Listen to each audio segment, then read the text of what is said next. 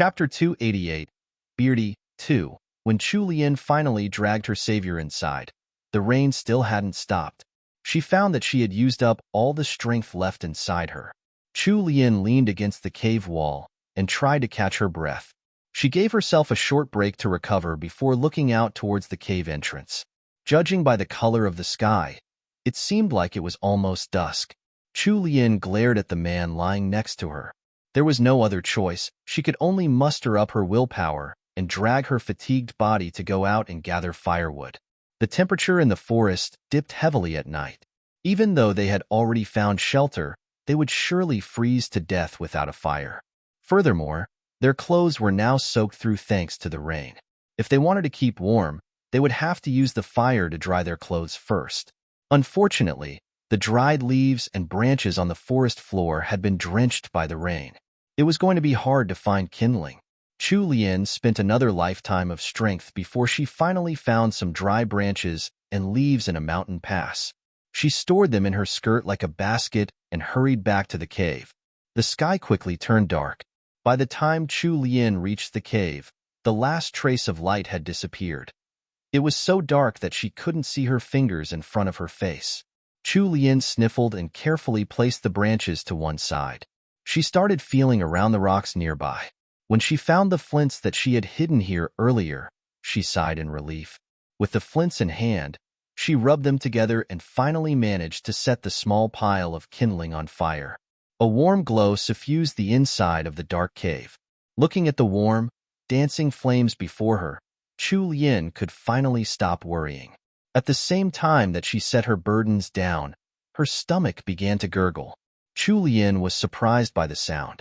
It was only then that she recalled that she hadn't eaten anything at all apart from a few sips of honey water. She checked her waist and found that her snack pouch was still there. Fortunately, there was still her beef jerky inside, though it was a little wet from the rain. Chu Lian took one piece out for herself before counting how many remained. Her head turned to look at the comatose man lying by the fire. She sighed and swallowed the delicious beef jerky in her mouth before looking back to her pouch regretfully. In the end, she closed it up and tucked it away. This was all the food she had on her, and there was still a sick man here to take care of. It would be better to keep the food for him first. As for herself, when it was day again, she was going to go out into the forest to look for edible fruits. Chu Lian checked the temperature of the man's forehead again before chewing up the remaining herbs she had found and applying them to the man's wound. When she checked its progress, it seemed like the skin around the wound had regained its normal color, so the herbs had worked. With this bit of news, another burden lifted off Chu Lian's heart, and she took the time to dry off her clothes. When she touched the man's clothes and found that they were wet too, Chu Lian looked down at the bearded face of the man and gritted her teeth. In the end, she still reached out and removed the man's armor and clothes to dry them by the fire. Chu Lian stared dazedly at the man's lean and muscled upper body after taking off his clothes. Her gaze traveled down from the man's neck to his 8-pack abs. She awkwardly swallowed some drool that had pooled in her mouth. Upon coming to her senses, Chu Lian realized that she had lost control of herself and quickly averted her gaze. She mumbled under her breath, "He looked so tall and skinny on the outside. Who could have thought that he would have such fine goods hidden beneath his clothes?"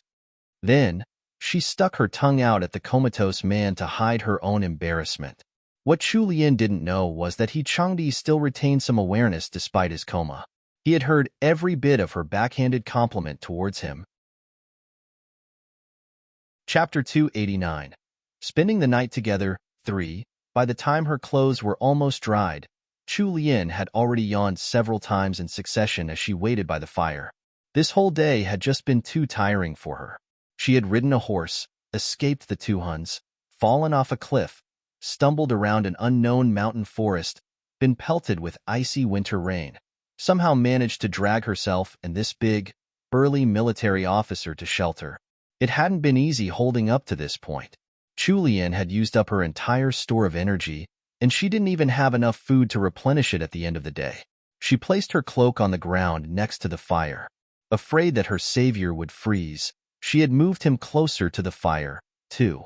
After checking his temperature by touching his forehead, Chu Lian set down her worries and laid on her cloak, finally shutting her eyes for a well-deserved rest. Sanling first felt a piercing pain in his head when he woke up. Next, his thick eyelashes trembled as he struggled to open his eyes. He tried to move his arm and felt the prickling of pins and needles in response.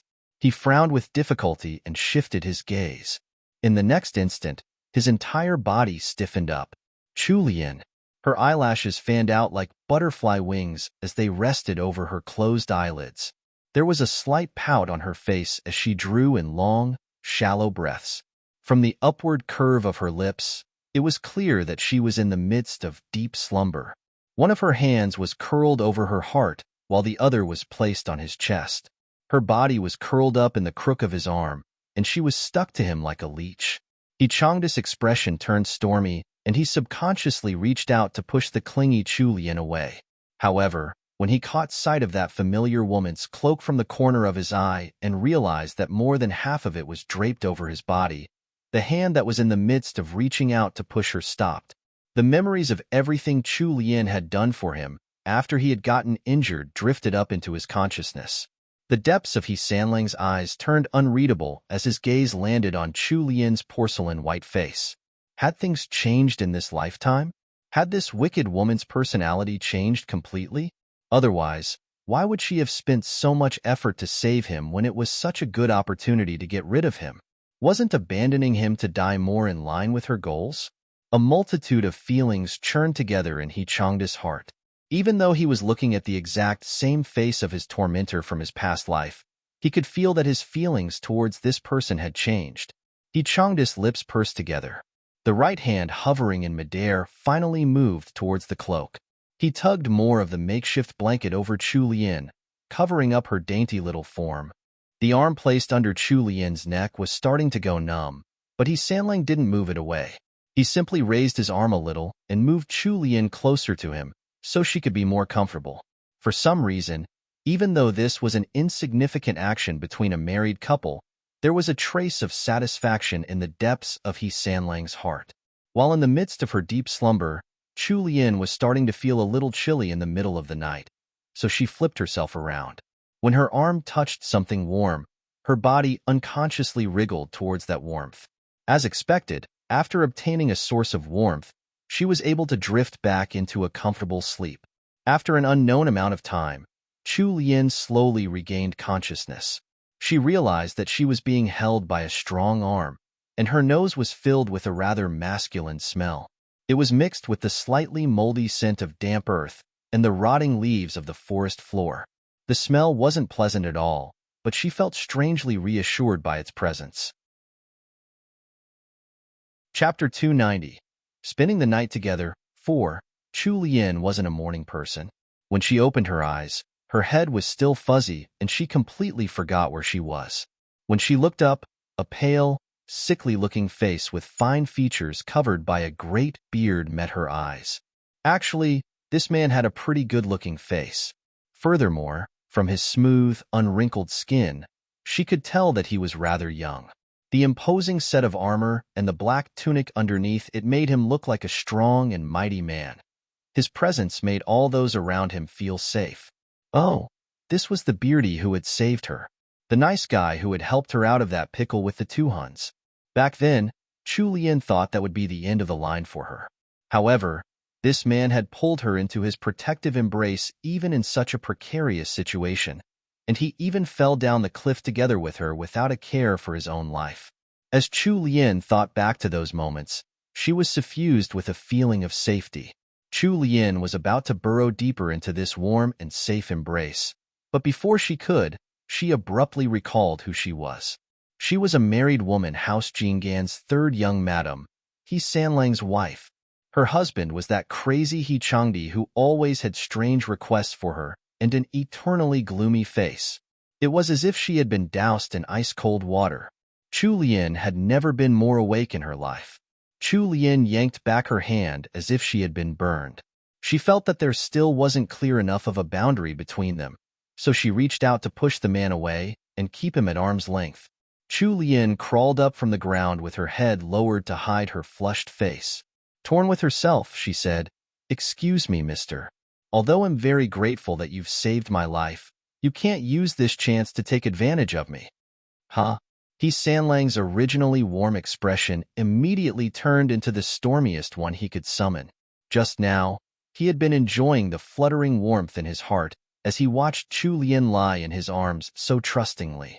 He had still been taken aback that this wicked woman had such a lovely and endearing side to her.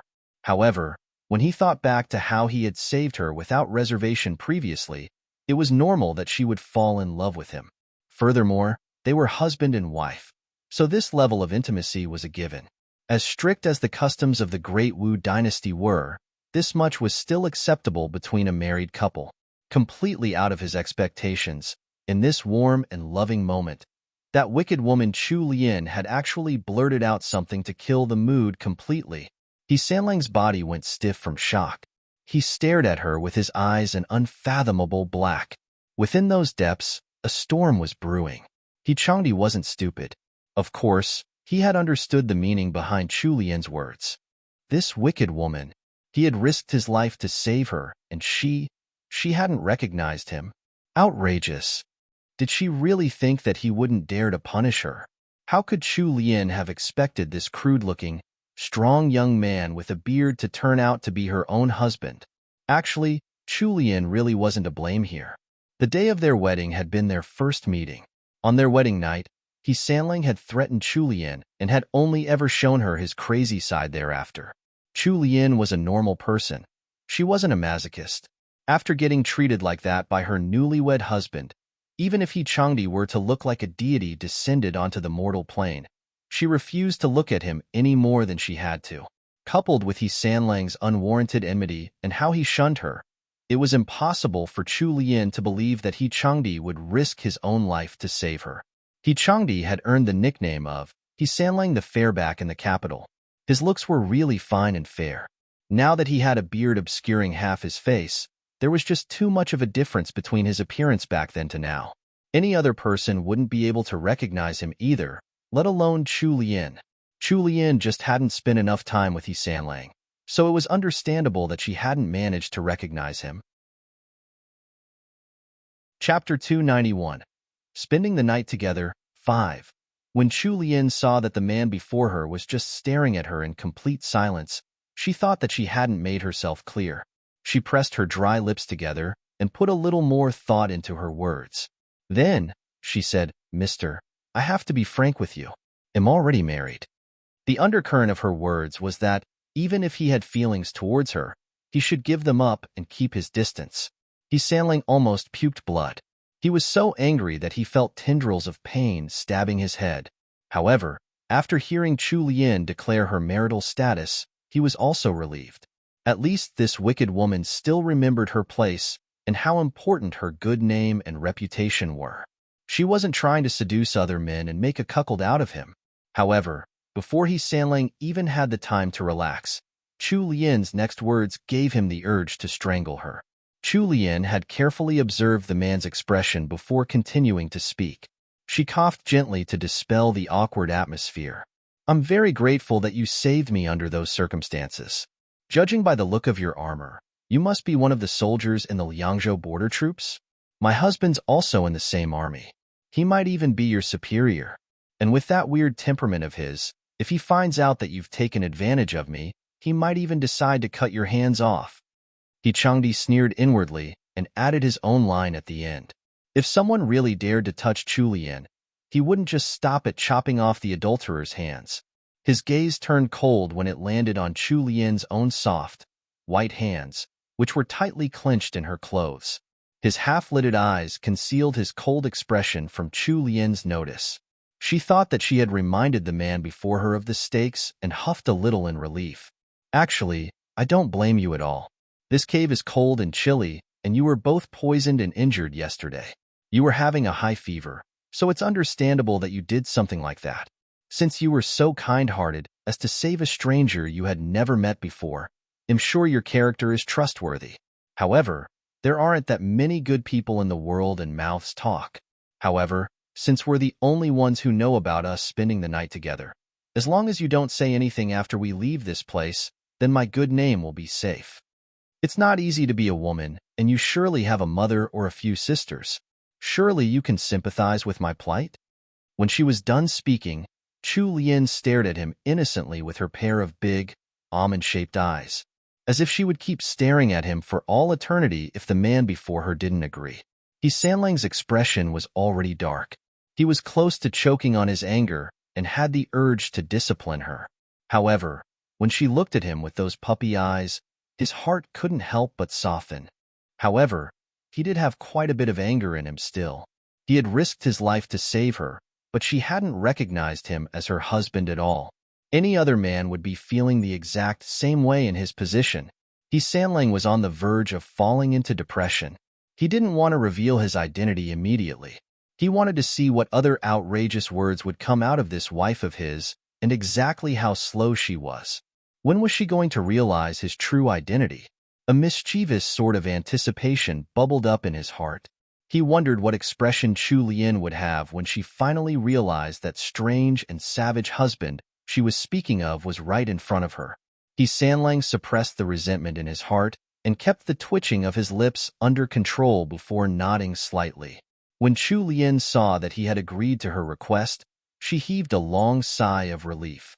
She stood up and straightened out the cloak on the floor before saying, "Of course, I won't forget the debt I owe you for saving my life. From now on, if you meet any difficulty, you can come and look for me. I'll do my best as long as it's something within my capabilities." Chapter 292. Spending the night together. 6. Changda's condition had gotten much better. However, his fever hadn't broken completely, although it was still better than yesterday. When he heard Chu Lien's words, a corner of his lips lifted up. His tone was full of disdain as he replied, "What can a person like you help me with?" Chu Lien turned to him with an unhappy frown. "Well, who knows what'll happen in the future? How do you know that I won't be able to help you? I can even help you right now. Wait here. We'll go and find something to eat." Sanlang turned towards the cave entrance. The rain had stopped, and there was a thick layer of snow on top of the dried grass outside the cave. He snorted inwardly. With this sort of bitterly cold weather in the middle of a mountain forest, it was going to be impossible for a weak little girl like Chu Lien to find anything edible. Chu Lien had been watching Changda's expression, so she immediately noticed the disbelief and contempt on his face, which provoked her stubborn temper. Her cheeks puffed up as she said angrily, "Sit here and don't move. I'll be back soon." Then, Chu Lien took her big cloak with her as she quickly walked out of the cave. When she reached the entrance, the cold air immediately forced her sleepy mind to wake up all at once. Somewhat disturbed, Chu Lien shook her head and stomped her foot. What had gotten into her? Why was she so easily provoked by that beardy? He hadn't even really said anything to her, and here she was, all ready to go out and look for food by herself. But now that she had already left the cave, she couldn't just return empty-handed. Wouldn't that just make her die of embarrassment? Chu Lien sighed and tried to calm herself down. She accepted her fate and picked a random direction before trudging off into the woods. After walking for some time, the scene in the cave played in her mind again. That beardy's voice seemed strangely familiar, as if she had heard it somewhere before. However, she couldn't recall exactly where. Chu Lien shook her head and set that matter aside. There were so many people who looked alike in this world. It wasn't a surprise if there were people who sounded the same, too. After reassuring herself, Chu Lien stopped thinking about it. Changda watched as Chu Lien's slender figure disappear from sight. Only then did his stiff body untense in relief. He looked up at the uneven surface of the cave wall, thoughts hidden in the unreadable depths of his eyes. However, after a short moment, he suddenly stood up. Due to his abrupt movement, he felt a wave of dizziness crash over his head, and he couldn't help but stumble. Changda immediately grabbed onto the cave wall for balance and shut his eyes. After resting for a while, his body felt better.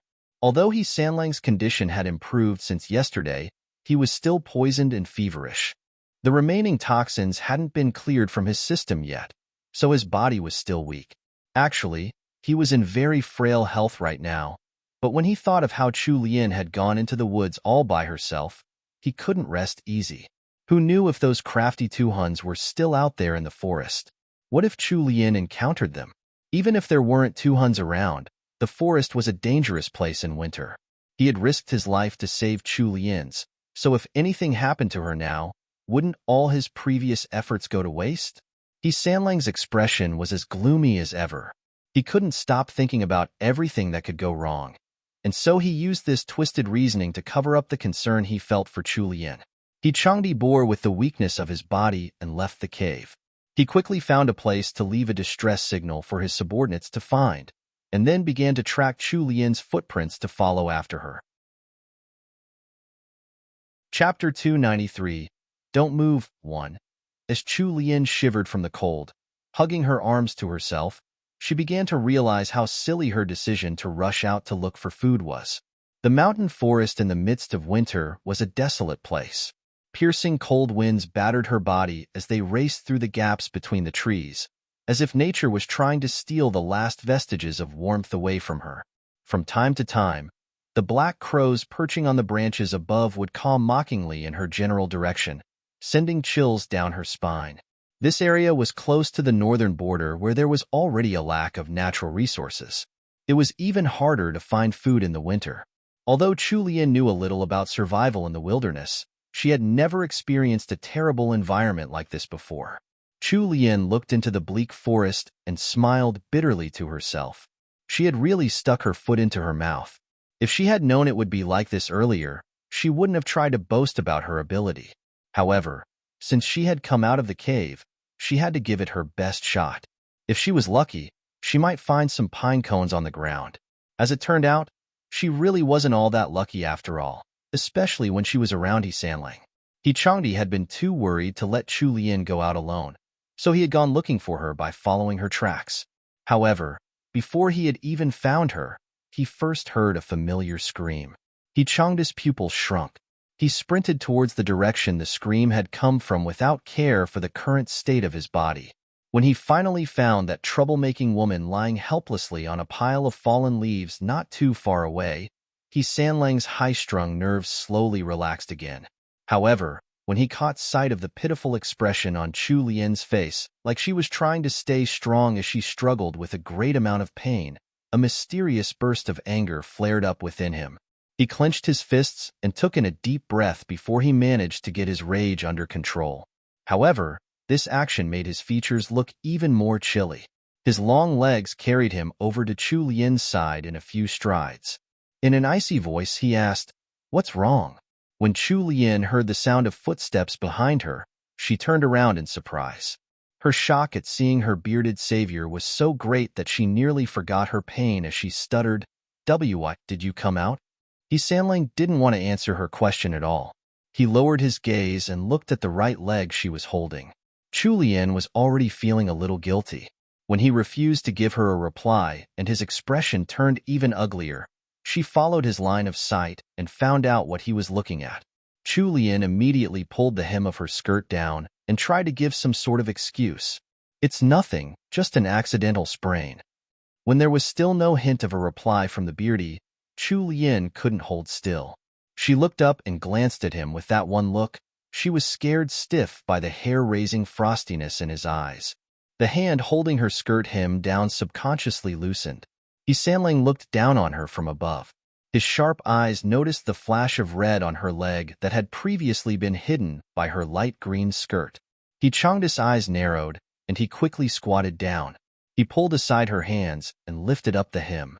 When he saw that her slender right leg had been caught in the jaws of a menacing steel bear trap, the intensity of his gaze could almost light a fire. "So this is a mere sprain? Well done."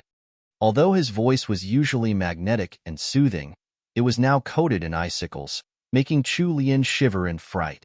Chu Lian hadn't expected him to move so quickly. He had also ignored the customary distance between opposite genders and flipped up her skirt just like that. How could this beardy be so horrid? Chapter 294. Don't Move 2. Chu Lian had already been feeling both ashamed and aggrieved at the same time. A mix of feelings that made her feel like she might implode at any moment. Without her noticing, even her ears had flushed red with embarrassment. However, when she heard his mocking reprimand, she just couldn't muster up any energy to retort. It's not like she wanted to step on this trap. It's not her fault. Okay. Dejected, Chu Lian defended herself in her mind. In actual fact, her external appearance and internal thoughts were completely opposite. Her head was lowered, her long eyelashes trembling as they covered her eyes like little fans. She looked extremely pitiful, like she was afraid of getting scolded. However, He Sanlang's determination to reprimand her hadn't decreased one bit despite the guilt and self-blame she was demonstrating. He harumphed inwardly. This wicked woman was too used to acting pitiful. Chu Lian snatched the hem of her skirt from his hands and covered up her legs. You, how could you do that? He Changdi's gloom and doom hadn't dissipated at all. His voice turned harder and colder as he disregarded Chu Lian's retort and warned, "Move your hands away." A fire had been stoked in Chu Lian's heart thanks to this man's icy, forceful attitude. Her cheeks puffed up, and she met his eyes directly in a spurt of courage. "Mister, men and women should keep their distance. I can do it myself." After saying so, Chu Lian pulled down her skirt tightly before glaring up at the bearded man, her eyes full of stubborn determination. He Sanlang was instantly filled with anger. Heh, men and women should keep their distance. She was trying to use that silly rule on her own husband. Very well. Then he was going to see how capable this wicked woman was today. He Changdi released her ankle and stood up. He walked off to one side and even turned his back towards her a little. As if just the distance wasn't enough, he also had to avert his gaze. Without that beardy staring at her, Chu Lian was much more relaxed since she no longer felt so on edge. She sneaked a peek in the beardy's direction, only to see that his tall back was ramrod straight. After making sure that he really wasn't looking this way anymore, she reached out to pull aside the cloth covering her trapped ankle. Just that slight movement of her body pained her enough that she sucked in her breath. Her attention had been drawn away by that beardy earlier. It was only now when she looked at her wound that the pain returned with double or triple the force. She slowly shifted into a more comfortable position before she tried to pry the bear trap apart using her hands. However, she quickly realized that this bear trap wasn't as easy to open as it first seemed to be. Since her ankle was trapped, she couldn't really use all of her strength. Furthermore, the bear trap was clamped on too tightly. She tried a few more times, but the trap was unmovable. Conversely, she had become fatigued from her exertions and the pain she was suffering. She kept sucking in her breath due to the pain. Her gaze hesitantly turned to the bearded man not too far away. She wanted to ask for his help, but when she thought back to how she had refused his help earlier, she just couldn't set down her pride to do so. Chu Lian scolded herself in her mind in her frustration. Although He Sanlang was standing to one side and pretending not to care, he had been watching Chu Lian from the corner of his eyes. He watched as that tiny yet stubborn figure gritted her teeth while trying to pry off the bear trap, her eyelashes already wet with tears from her struggles. Those little hands, reddened from the cold, were gripping the two sides of the bear trap so fiercely that her knuckles had turned white. However, that steel trap remained clamped onto her leg without budging. In the end, she weakly let go of the trap. Her leg was still caught in it, and all she had to show for her efforts was more blood seeping out from her wound. The knot in He Changdi's heart tightened, and he could no longer continue standing still. He berated himself for striking a compromise with her and forgetting his original purpose. He ignored all of the wicked woman's protests and grabbed hold of Chu Lian's hands with one of his arms. He stuck so close to her that he could feel her breath ghosting over his face. When he spoke, his slightly husky voice carried an undertone of restraint as he warned her and said, "Don't move, or you'll never use this leg of yours again." Chapter 295. Shameless Man 1. Chu Lian had been scared stiff thanks to the initial anger in the bearded man's shout. This time, she really did keep completely still, not daring to move a single inch. However, in the next second, Chu Lian realized that there was another layer behind the beardy's cold words. Hidden beneath the anger was a sense of concern for her well-being. She blinked at him with wide, innocent eyes. Chu Lian wasn't a person who didn't appreciate kindness. Since someone else had already taken the initiative to help her, she wasn't going to reject his help. If she really rejected his help again, she wouldn't just be stupid, She would be courting death. Right now, the two of them were so close that Chu Lien could see each individual eyelash on his eyes. What did a man need such long and lovely eyelashes for? Although half of his face had been obscured by his beard, she could still tell that underneath all that hair, his features were quite fine. His side profile was especially beautiful with his tall nose bridge, long and narrow eyes, and slightly pale lips. Chu Lien's interest in seeing what he looked like under that beard was growing. After Sanlang had stopped Chu Lien from moving, he bent down and used both of his hands to pull open the steel trap before carefully lifting her thin ankle out of the cold metal jaws. Without any particular expression on his face, Sanlang asked, "So why aren't you talking about keeping a distance between men and women now?" The tiny bit of goodwill that he had accumulated in Chu Lien's heart after handling her injured ankle so gently was completely swept away by that one question. Chu Lien's face was flushed red with anger. However, she couldn't scold him either, since she had been in the wrong for being too stubborn earlier. On the other hand, if this beardy hadn't provoked her with his cold words, how could she have acted so rashly? Changdi watched as the wicked woman's cheeks turned pink with frustration and her originally wide eyes turned watery, making her look like a little fawn that needed reassurance. She was surely hopping mad within, but she couldn't find any excuse to vent it out on him. The thought soothed the frustrations in his heart, making his icy expression warm up a little. As Sanlang continued looking at Chu Lien, who was squatting on a dry log, she pouted and turned her head away, intent on sulking. His eyes landed on her injured ankle once again. He hesitated for a moment before squatting down and turning his back to her. When Chu Lien caught sight of his strange action, she immediately grew alert. "What are you doing?" Sanlang swept a profound gaze over her before stating, "Get on." "Get on? On what?" It was only when Chu Lien looked at his broad back that she finally realized what he wanted. Was he going to piggyback her all the way back? The fading blush on her cheeks was reignited once again. This wasn't much back in the modern world. It would just be seen as a kind and helpful gesture. However, she was in the Great Wu dynasty right now. The most intimate action she had shared with her husband, Sanlang, had just been to sleep in the same bed. That had been with separate blankets, too. How could she crawl onto a stranger's back just like that? And this beardy kept a gloomy expression on all day. He probably wasn't a nice guy at all. He might even be harboring some bad intentions. Chu Lien remained silent, intending for a soundless protest. Changdi's brows furrowed. Clearly unhappy, he said, "So you don't want me to carry you? Are you going to walk all the way back yourself?" After he finished speaking, he stood up and loomed over Chu Lien with his height. Chu Lien felt really embarrassed. Every time this beardy opened his mouth, he never failed to aggravate her. She was going to curse this stupid man to a lifetime of solitude. Chu Lien tried to stand up by herself, but her ankle injury was too severe. She began to teeter and instantly fell back down. Chu Lien was on the verge of tears. She couldn't put any weight on her right leg. "Do you still want to go back on your own in this condition?" Sanlang snorted. "You have two choices. Either stay here to feed the wild beasts, or let me carry you back obediently." Chapter 296, Shameless Man, 2. Chu Lien wasn't the kind to give in to pressure, and she was both stubborn and proud to the bone. As the saying went, you can change mountains and rivers, but not a person's nature. If Sanlang talked to her nicely, she wasn't an unreasonable person.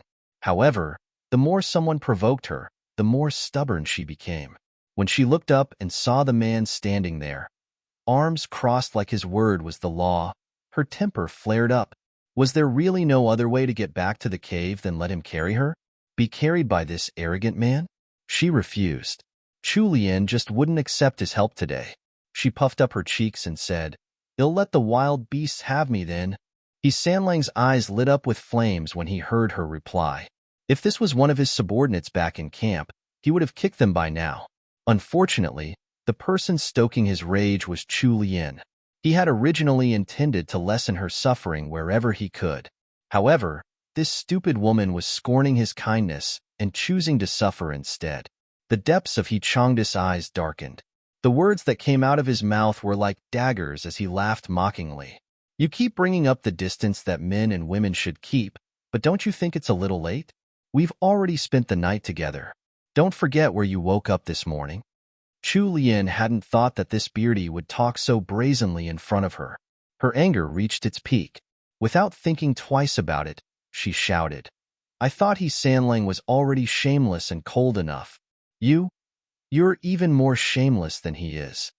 Upon coming to her senses, Chu Lian was flooded with regret. What was going on with her? Why was her temper flaring up so much when around this beardy? She had even spoken before thinking. Where had her calm composure gone?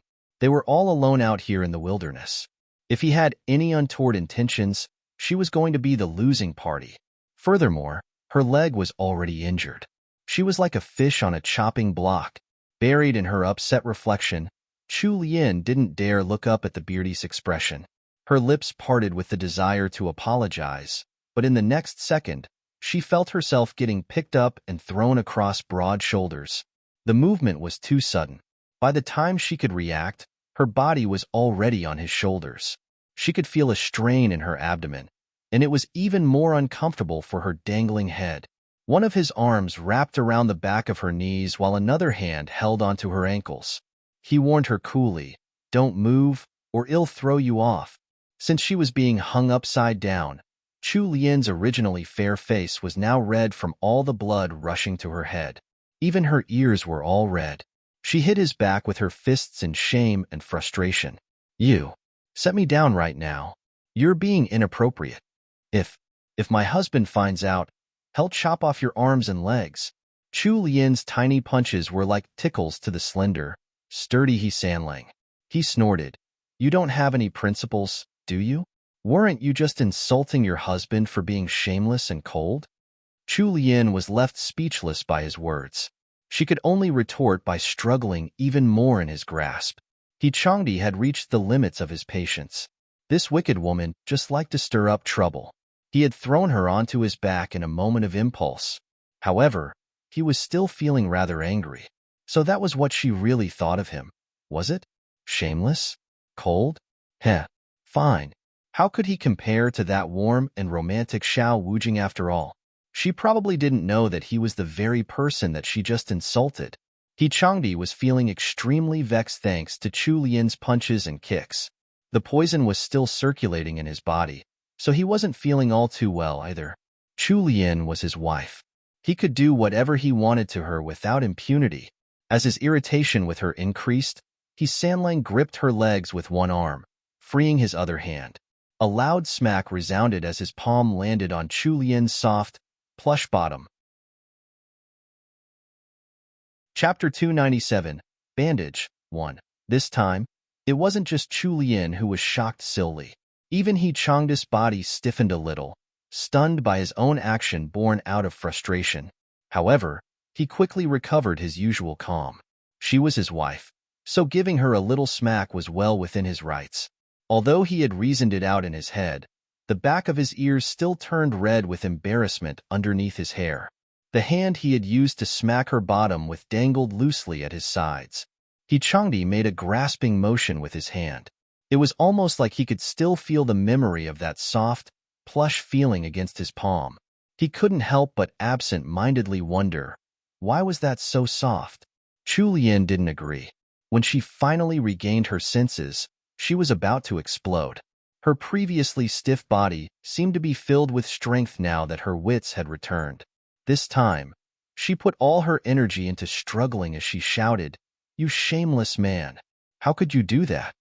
When He Sanlang saw that she was struggling even more than before, he began to feel the inklings of a headache coming on. However, all he could do was continue threatening her with an icy expression. Was that one smack not enough? I want mine being even more shameless. Chu Lian froze. Like a deflating balloon, her body softened and she flopped obediently against He Changdi's back. She bit her lip and stopped struggling without saying another word. Since she was being carried on He Changdi's shoulder, he couldn't see her expression at all. The watery tears and redness in Chu Lian's almond-shaped eyes went completely unnoticed. When he saw how effective his threat had been on her, Sanlang relaxed and continued striding towards the cave with Chu Lien still slung over his shoulder. He felt terrible all over, and the high fever hadn't subsided fully either. By the time he reached the cave and set Chu Lien down, his inner layer of clothing was completely soaked in cold sweat. As he panted and tried to catch his breath, his gaze landed on Chu Lien. She had hidden in a corner and was silently hugging her knees to herself. When he looked a little closer, a sudden realization struck him like a lightning bolt. Chu Lien had remained silent all the rest of the way back. He hadn't expected her to be crying. The corners of her eyes were red, along with the tip of her nose. Her almond-shaped eyes were all watery, and it was clear she hadn't been able to hold back her tears. Chu Lien turned her head away, refusing to look at him. Her eyes were fixed on a pile of dried grass in the cave. Sanlang had calmed down more by now. He was starting to regret his rash actions from earlier. However, even though he wanted to explain things to Chu Lien and possibly reveal his identity, she refused to look at him. It was a little discouraging. Changdi stood awkwardly to one side with his tall figure. The look he directed towards Chu Lien was complex. He tried opening his mouth to speak, but nothing came out, not even the spittle of a clumsy explanation. Finally, he just tossed some words at her. "Don't go anywhere. The mountain forest isn't a safe place. Rest here for a while. We'll go and look for something to eat." With that, Sanlang turned and left the cave. It was only after the bearded man had finally disappeared that Chu Lien dared to look up towards the cave entrance. The beardy had just been too scary earlier. Now that it was just her alone in the cave, Chu Lien finally calmed down. She furiously rubbed at the tear tracks near the corners of her eyes. In her heart, she gave herself a warning. She couldn't get too close to this beardy, but she couldn't abandon him either. Her impulsive actions today had netted her a warning. Furthermore, this forest was full of hidden dangers. If she wanted to get out, she would still have to depend on that beardy. After an hour or so had passed, Chu Lien heard the sound of footsteps coming from the direction of the cave entrance. She peeked over and caught sight of that familiar tall figure. Chu Lien took a deep breath to remind herself to keep calm. Chapter 298, Bandage 2. The beardy was carrying 2 pheasants, already stripped of their feathers, as he walked towards Chu Lien. With the light coming from his back, most of his face was shrouded in shadow, and only his jet-black eyes shone with a profound glint. Chu Lien had only dared to risk a quick glance before looking down again. It seemed like the beardy had realized that his rash actions had made her more cautious towards him. When he walked towards the fire, he didn't say anything and simply pierced the 2 pheasants through with wooden sticks before placing them over the fire to roast. With Chu Lien's guard up, the moment the bearded man started walking towards her, she quickly tried shifting away. However, before she could get any further, her injured leg was caught in his grasp. Chu Lien abruptly looked up at the beardy, dumbfounded by his action. Her eyes shone with unhappiness, reluctant to let him do as he pleased. Sanlang simply cast a calm glance at her and asked with his magnetic voice, "What are you hiding for? Don't you want to keep this leg?" Upon hearing this, Chu Lien turned her gaze to the hand he was using to grip her ankle. The warmth of his palm scorched wherever it touched her skin. Even through the thick winter pants she had on, she could feel the intense heat of his body where he held her calf. Chu Lien shifted her gaze away awkwardly. She just didn't know how to react when he was acting so proper while bandaging her ankle. It was too different from that evil teasing of his before. Changdi lifted his own armor and pulled away the tunic beneath it to tear off a piece of his soft undershirt. Next, he attempted to lift up the hem of Chu Lien's skirt. However, after having experienced this once before, how could Chu Lien let him have his way? She quickly pulled down her skirt and said, "I know how to do it. I'll bandage it myself." Sanlang paused but didn't say anything. He stood up and moved over to one side, passing the strip of cloth to Chu Lien. Chu Lien took it and turned aside, presenting her back to him. Using the light of the fire, she carefully pulled down her white socks before rolling up the hem of the pants she was wearing underneath her skirt. Quite some time had passed since she had gotten injured. Blood from her wounds had already soaked through her socks and pants and then dried up, so her clothing was now stuck to her wounds. When she tried to peel it off, Some of her flesh came off with it. It hurt a lot. With an additional beardy next to her, Chu Lian's heart was filled with resentment. She didn't want the beardy to look down on her, so she gritted her teeth and bore with the pain. Pulling off the cloth stuck to her wounds all at once. Finally, her slender ankle and calf were exposed. After that bit of pain was over, Chu Lian sighed in relief. She was about to wipe at the fresh blood leaking from her wounds with the hem of her skirt when a large hand appeared in her vision. Held within those long, slender fingers was a damp, white cloth. Chu Lian was a little stunned. In the next second, the low, magnetic tone of a man's voice said, "Wipe your wounds with this. This cloth is clean." Of course it was clean. He Sanlang had torn it off from the hem of his own undershirt. Chu Lian pressed her lips together. For some reason, she didn't quite dare to meet the beardy's eyes. She reached out and took the damp cloth from his hands before carefully wiping at the wound on her ankle with her head bent down. Luckily, the wound wasn't too severe. It hadn't damaged any of her muscles or bones, but the flesh around her ankle was a mess right now. She probably wouldn't be able to walk normally for 10 to 20 days. As much as Chu Lian tried to hide her wounds, the cave was only so large, so He Changdi had already caught sight of what it looked like. Chu Lian's skin was already fair in the first place. The exposed parts of her calf and ankle peeking out from under her clothes were equally fair and smooth, which made the raw and bloody wound look even more wretched. He Sanlang felt like he was suffocating. He turned away, unable to bear looking at that wound. After she finished cleaning, Chu Lian took some crushed herbs from the beardy's hands to apply around the wound before carefully wrapping it up. Chapter 299. Roast Pheasant 1. He Changdi sat against the cave wall with a hand holding up his forehead. His eyes were shut, and it looked like he was resting. After Chu Lian finished taking care of her wound, she settled down in a daze. The cave was silent. Neither of them made a sound. Finally, Chu Lian couldn't resist any longer and snuck a glance in his direction. The beardy didn't move. She glanced at him a few more times, but he still didn't show the slightest sign of movement. Chu Lian frowned and assumed that he was asleep. However, He Changdi wasn't asleep at all. His head currently felt like it was splitting apart, and the high fever that had subsided earlier this morning had returned with a vengeance. After breaking out in cold sweat from lugging Chu Lian back to the cave, his bout of hunting, then cleaning off the pheasants with cold water at a brook, his body was on the verge of collapsing from all the physical labor. Furthermore, the poison hadn't been completely cleared from his system yet. The only reason he was still hanging on was because his body was more robust thanks to his daily training. If it had been any other normal man, they might have already long succumbed to the poison. With the warning she had received earlier, Chu Lian didn't dare to provoke him. She left him to his own devices, thinking he was asleep. Her gaze landed upon the 2 fat pheasants roasting on the fire. Chu Lian had worked herself to the bone today. Since she had given all of her beef jerky to the beardy the day before, she had been unable to eat anything after all that work.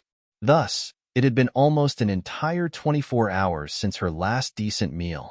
As she stared at the 2 fat birds, she unconsciously began to drool. Chu Lian reached out and took one of the pheasants, carefully keeping an eye on the man next to her. When she saw that he hadn't reacted at all, she grew a little more daring. The pheasants had only been roasted on the outside.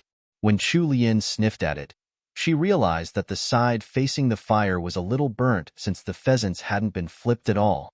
Chu Lian shot another glance at the bearded man before looking at the pheasant in her hands. Was the beardy really thinking of just placing the birds over the fire until they were done roasting? Chu Lian suspected that the 2 pheasants wouldn't even be edible by the time the beardy woke up. They would probably be completely charred, right? Even if they hadn't been turned to ashes, the outside would surely be burnt with the insides probably still raw. Chu Lian rolled her eyes and took out a purse and a small dagger from her waistband. Next, she brought out 2 small white porcelain bottles from her purse. As a true foodie, how could she not bring her own seasonings out with her on a trip to the wilderness? Of the 2 small bottles, one of them contained finely ground salt, and the other contained Chu Lian's own special blend of 5-spice powder. The 5-spice powder was especially convenient when camping outdoors. She used the dagger to cut open the fattest part of the pheasant before rubbing the salt and 5 spice powder inside the meat. Then, Chu Lian found a flat, thin piece of rock lying around the cave. After cleaning it, she placed the rock over the fire to warm until it grew hot enough to put the pheasant on. Placing the meat on the rock would distribute the heat more evenly so it wouldn't burn as fast. It was also more convenient to flip the meat. Chu Lian looked at the remaining bird.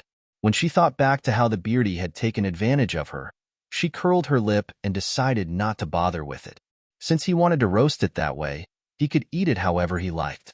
Sanlang's head was extremely heavy and fuzzy. He was feeling terrible, so he wasn't sleeping at all. He was just resting his eyes since he didn't have the energy to move. When he noticed Chu Lian taking one of the pheasants in the middle of his haze, he started to become a little more alert. Then, when he saw her take out a small purse and start to season the pheasant, he wanted to burst out into laughter. When had this wicked woman turned into a foodie? She had actually brought seasonings out with her, and she even had a little knife to cut up the meat. As high vision turned blurry and his mind felt even more dizzy, only Chu Lian's busy figure was left reflected in his eyes. How strange. They were clearly the same person, but why did he feel that the Chu Lian before him and the Chu Lian from his past life were starting to separate in his mind? Chu Lian's stomach had already grumbled a few times. She stared at the pheasant on the fire, drool almost spilling from her mouth. An enticing aroma slowly came off the salted and seasoned pheasant. The fats in the pheasant's skin were helping to make the surface brown and crispy. The outer layer of meat was glistening with a thin layer of oil. Chu Lian could almost imagine the tenderness of the meat in her mouth. All it would take was one bite. Chu Lian carefully took the roast pheasant down from the flat rock and let it cool down on another rock she had cleaned earlier. She was about to tear off a fat, tender drumstick when a hand shot out from the side. Chu Lian watched with widened eyes as the newly awakened beardy tore off a drumstick without asking and immediately began to bite into it. By the time Chu Lian managed to react, she could only cry out angrily, "What did you eat my pheasant for? Yours is still on the fire." Sanlang had bitten into the meatiest part of the drumstick with his first bite. The skin of the pheasant was crispy, and its meat tender. The juices within oozed out and filled his mouth with their fragrance. That new and delicious taste was instantly etched into his memory. He was just about as hungry as Chu Lian was, so he managed to polish off the entire drumstick in just 3 bites. In this lifetime, the wicked woman had really become a great foodie. Possibly the only trait she had that was worthy of praise was her godly cooking skills. Since she was taking up the position of his legitimate wife, there was no reason for him not to enjoy the fruits of her labor, right? As he watched Chu Lian puff up her cheeks with a helpless expression on her face, Sanlang felt a trace of satisfaction soothing his battered body. TL note: the return of food porn. Slices of roast pheasant roasted over fire, Western-style roast pheasant. Chapter 300. Roast Pheasant 2. Sanlang swallowed his last mouthful of meat and tossed the bones to one side. Then, he looked up at Chu Lian and narrowed his eyes. "I hunted this wild pheasant." Chu Lian couldn't come up with anything to say to that. She tried her utmost to calm her anger. He was right. He had been the one to catch it. She had only added a little bit of work to cook it. If he wanted to snatch it from her, she had no right to stop him at all. In the end, Chu Lian could only give him a fierce glare. From that whole pheasant, Chu Lian only managed to get 1 drumstick and a few pieces of tender meat. The rest of it went down Sanlang's gullet. Chu Lian rubbed her bloated tummy while complaining under her breath that Sanlang had eaten too much and that she hadn't gotten her fill.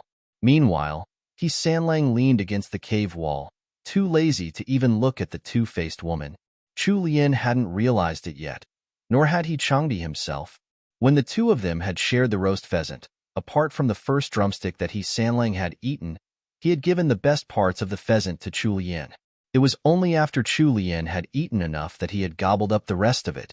Chu Lian was helpless against a forceful, food-stealing tyrant like Sanlang.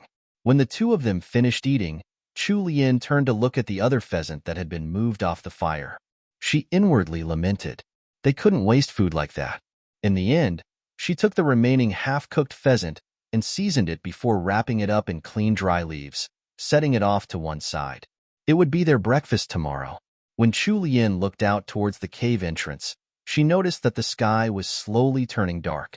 She then shot a careful glance at the beardy, who knew if he had any assurance that he would be able to bring her out of this desolate forest.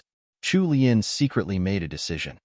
If the beardy didn't mention leaving at all tomorrow, she would have to start a frank discussion with him. Night fell once again. This time, Chu Lian was very careful. She set down her cloak across the fire from the bearded man and slowly laid down. She even turned her back to him. He Sanlang inwardly snorted and wasn't bothered at all by Chu Lian's caution. He simply laid down on the floor and placed his arms behind his head. He wasn't feeling well in the first place, so he quickly fell asleep.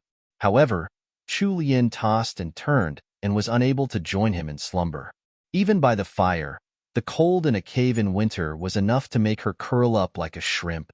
When she thought back to the warm slumber she had yesterday, Chu Lian felt rather pathetic. Her body shrunk into itself and she hugged her knees, almost transforming into a round, human ball. Chu Lian forced herself to shut her eyes and get some rest.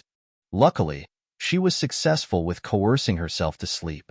Thanks to the fatigue she had racked up during the day, she quickly fell into a sweet dream. Chu Lian woke up blearily to the sound of someone talking after sleeping for an unknown period of time. The fire next to her had already been extinguished. She had woken up from the cold. She wrapped her cloak tightly around herself and used the weak moonlight streaming in from outside the cave to feel her way around and add some dried branches to the fire. When the cave was illuminated once again, Chu Lian realized that the sound she had heard in her dream had been made by the beardy across the fire. She stayed where she was and carefully stared at the beardy for a while. When he didn't seem to react, she used the cave wall as support to limp over to his side. When Chu Lian finally reached the bearded man, she realized that the half of his face illuminated by the fire's light was completely red. A few loose strands of his hair were stuck to his face thanks to the layer of sweat on his skin. Chu Lian suffered a shock and quickly reached out to touch his forehead. She had only touched it for a mere second before taking her hand back. It was just too hot. Now Chu Lian was starting to panic. Although the beardy was very annoying, she couldn't let anything happen to him now. If he didn't survive, she would never be able to leave this forest, ever. Chu Lian gritted her teeth and squatted by the fire. She fashioned a crude torch for herself and hobbled out of the cave. If she remembered correctly, there was a small brook about 50 meters away from the cave. By hopping on one leg, Chu Lian took half an hour to cover the total distance of 100 meters or more. She covered the beardy's boiling hot forehead with a damp cloth before taking off the armor and tunic he had on, revealing his muscled chest. They were currently in a state of emergency, so Chu Lian had no mood to admire the body exposed to her eyes. She quickly used the damp cloth to wipe down his chest and hands to lower his temperature. However, Sanlang's skin was really nice.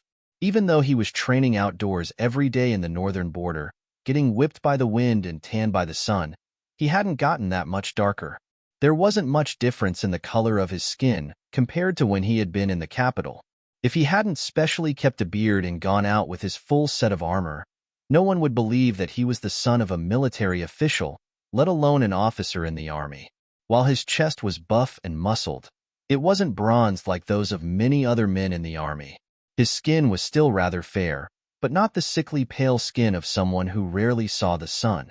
It was a healthy and natural light color, as expected of someone with the nickname of Sanlang the Fair. Chu Lian wiped the bearded man down 3 or 4 times in this manner. When she checked his forehead again, his fever seemed to have subsided a little. Chu Lian sighed in relief. As long as his fever continued subsiding, the beardy would probably survive the night. It was at this time that the man started to talk in his sleep. "You wicked woman. I'll never forgive you. You, dream on." Chapter 301. The Virgin Sanlang 1. Chu Lian was shocked by the sudden shout. She yanked back her hand and stared at the man with wide eyes, but his own eyes still stayed shut. When she realized that he had only been sleep-talking, she patted her chest in relief and calmed down. That had really scared her. The beardy's mouth moved again as he mumbled something. However, he spoke too softly and quickly. Chu Lian couldn't catch what he was saying at all. Chu Lian crept over again, too curious to deny herself. She leaned her ear closer to see if she could catch anything. She wanted to know what he was saying. Even though she was as close to him as she could get, Chu Lian could only make out a few words. After a moment, Chu Lian straightened up. Her brows furrowed as she thought about his odd ramblings. Huh, you wicked woman. Are you regretting your betrayal now? He turned out to be a bad guy in the end. He even betrayed you. Are you sad? Are you hurt? Let me tell you, the pain I feel is 100 times more than yours. Chu Lian. The corner of her mouth twitched as she looked at the man before her. Had this guy suffered some sort of heartbreak previously? Just as Chu Lian was thinking about listening to more of his juicy ramblings, the man quieted down and stopped talking. Shortly after, his temperature began to rise again. Chu Lian had no choice but to continue wiping him down with a cloth to help him lower his temperature. Finally, Chu Lian leaned against the cave wall and let the beardy use her lap as a pillow. This way, if his condition changed, she could wake up from her sleep and check if he was still burning up. Near the end of the night, Chu Lian was just too tired. She fell asleep leaning against the wall. In her dreams, she felt something tighten around her waist. However, she was just way too tired to react. She didn't even have the energy to open her eyes to see what it was. Trapped in his nightmares, Sanlang's brows were tightly knitted together. Right as he was being tortured both mentally and physically, in his most troubled time, it felt like his body had suddenly been immersed in some place warm and comfortable. He caught a hint of a familiar, comforting scent and quickly calmed down. His entire head seemed to be ensconced in that sweet smell, helping to quiet his chaotic thoughts. The high fever slowly subsided along with them. At some point, Sanlang's arms had reached out to wrap around Chu Lian's slender waist. That soft and cozy feeling comforted him in the midst of his deep slumber. Sanlang took in deep breaths, subconsciously wanting to keep this sweet smell and feeling to himself. The hold of his arms tightened along with his thoughts. It wasn't until Chu Lian wriggled a little due to the uncomfortable embrace that the comatose Sanlang finally awoke. He opened his eyes slowly. When he noticed what he was hugging in his arms, his entire body stiffened instantly. The remnants of his terrible dreams replayed in his mind. When he looked up only to see the same face of the woman that haunted his nightmares, Changdi felt extremely disgusted, as if he had just swallowed a big fat fly. He quickly let go of Chu Lian's waist and sat up. He even shifted back a few steps to put some distance between them. Luckily, that wicked woman was sleeping like the dead. His sudden movements hadn't caused her to wake up at all. Changdi rubbed his temples. His head was hurting beyond belief.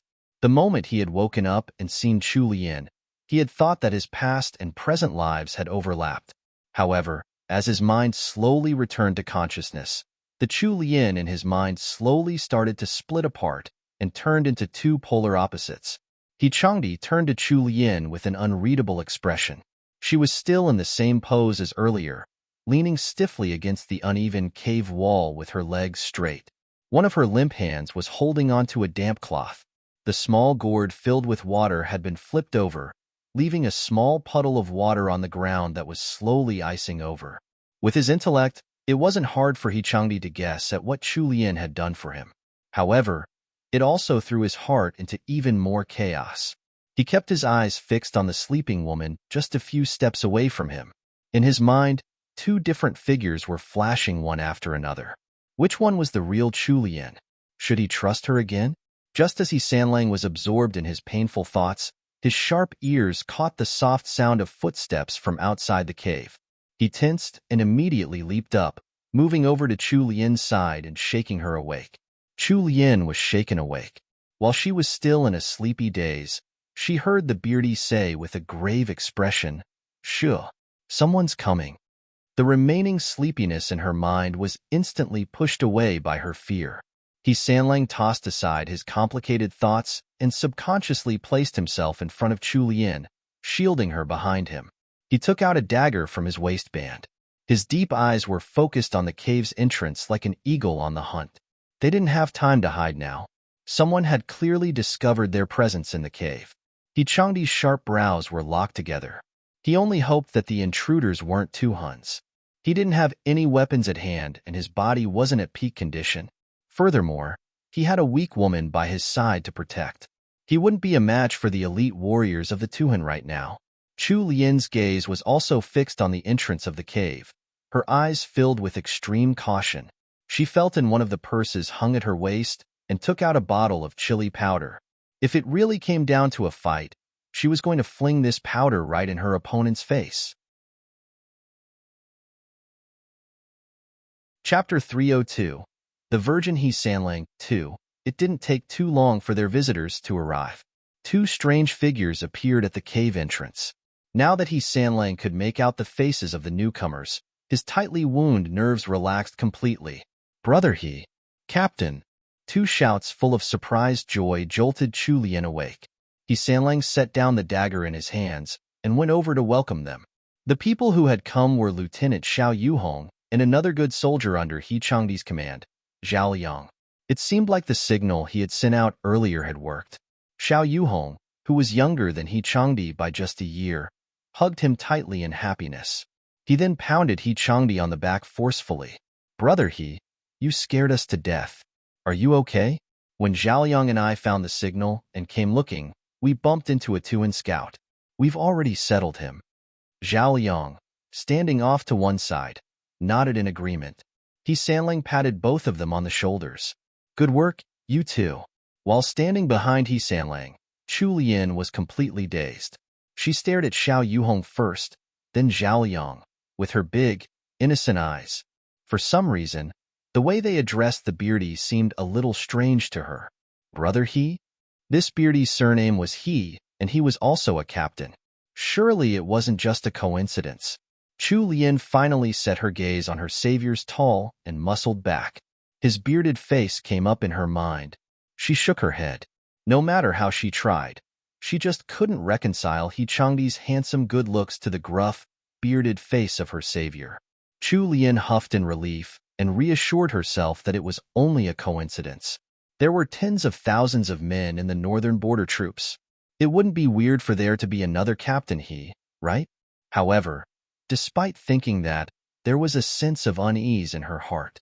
As Xiao Yuhong was chatting with He Sanlang, he happened to take a glance behind him. A look of startled envy flitted across his eyes, and he gaped like an idiot.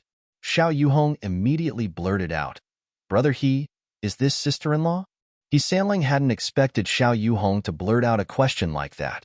He didn't reply to Xiao Yuhong immediately and simply turned back to cast a calm look at Chu Lian. He wanted to know what kind of expression that wicked woman was going to make.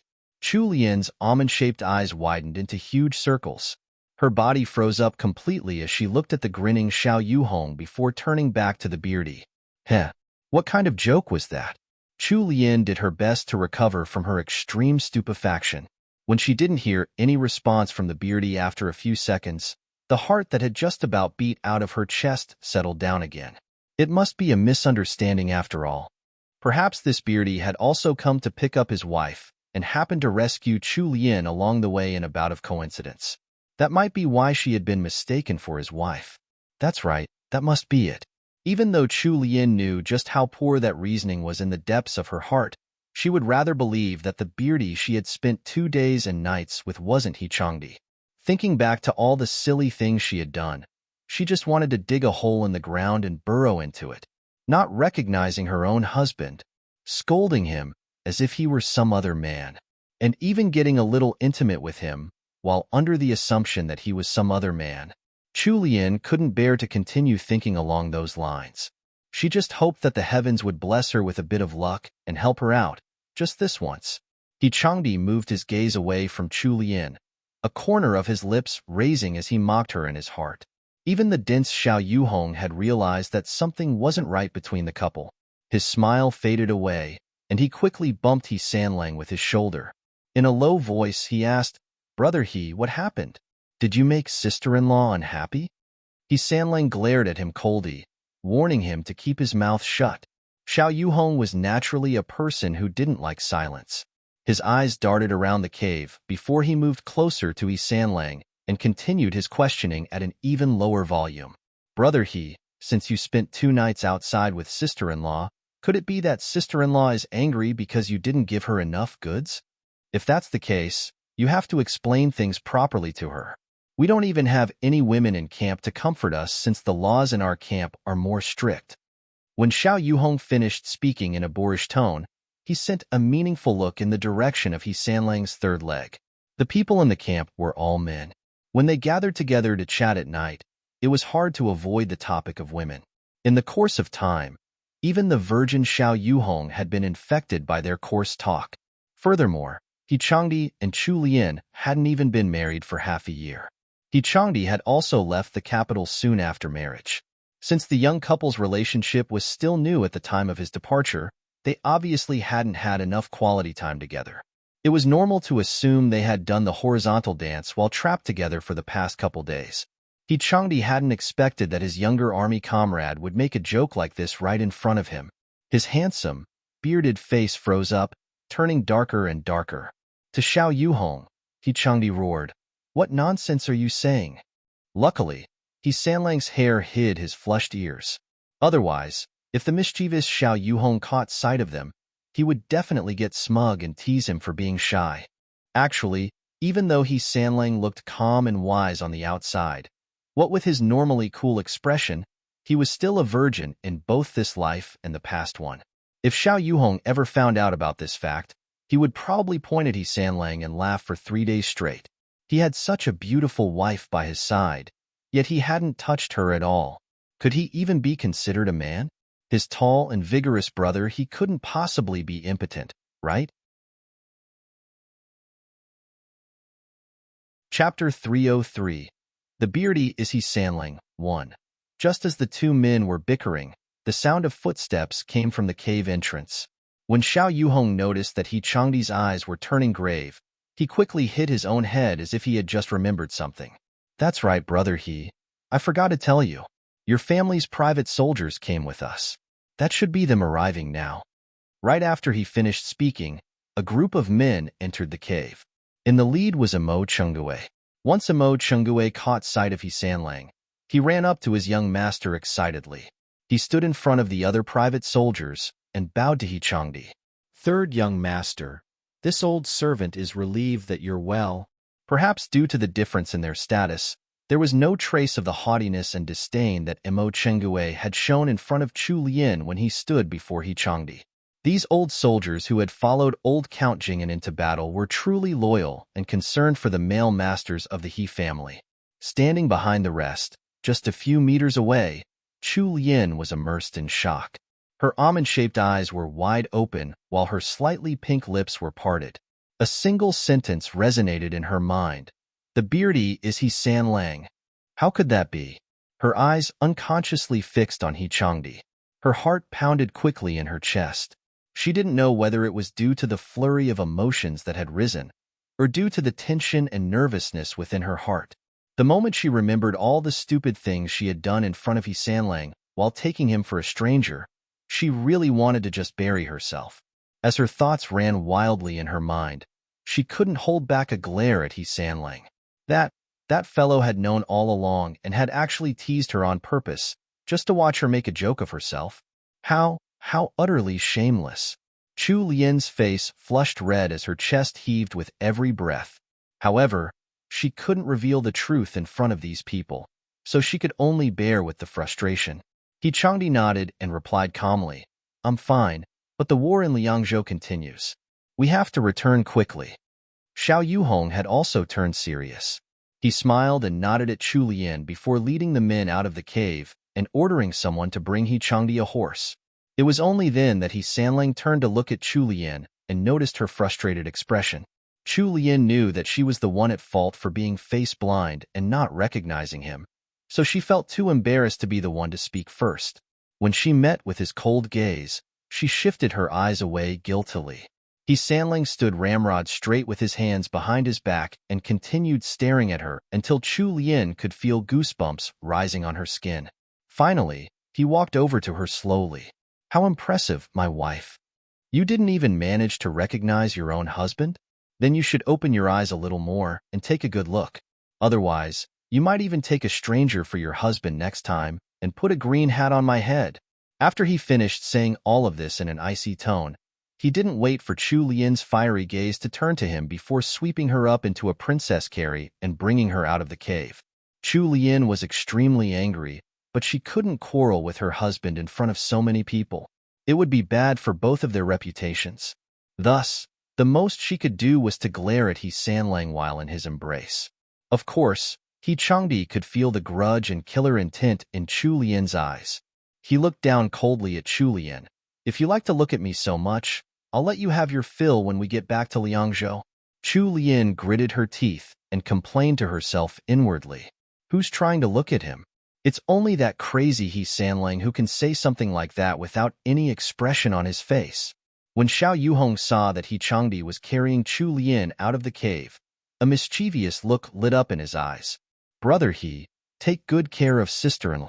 He pointed at a handsome horse nearby which was all black except for its white tail and hooves and explained, "Brother He, we found your horse for you, but it has quite a few wounds on its body. The wounds were probably made by those damn Tuhuns. You can't ride on this horse for now, so you and sister-in-law can take my horse instead. I'll ride with Zhao Yang." He Sanlang looked at his beloved steed and nodded. Chu Lian turned her gaze curiously towards that handsome black horse.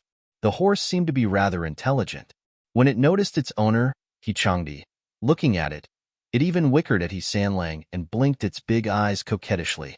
When Chu Lian's eyes followed the curve of the horse's smooth back, she noticed that there were some wounds on the horse's rump and back which had already started to scab over. A small suspicion surfaced in her mind. If she didn't guess wrongly, these wounds weren't made by the Tuhuns. Instead, they were likely made by He Changdi himself to drive his steed on when chasing after her mad horse.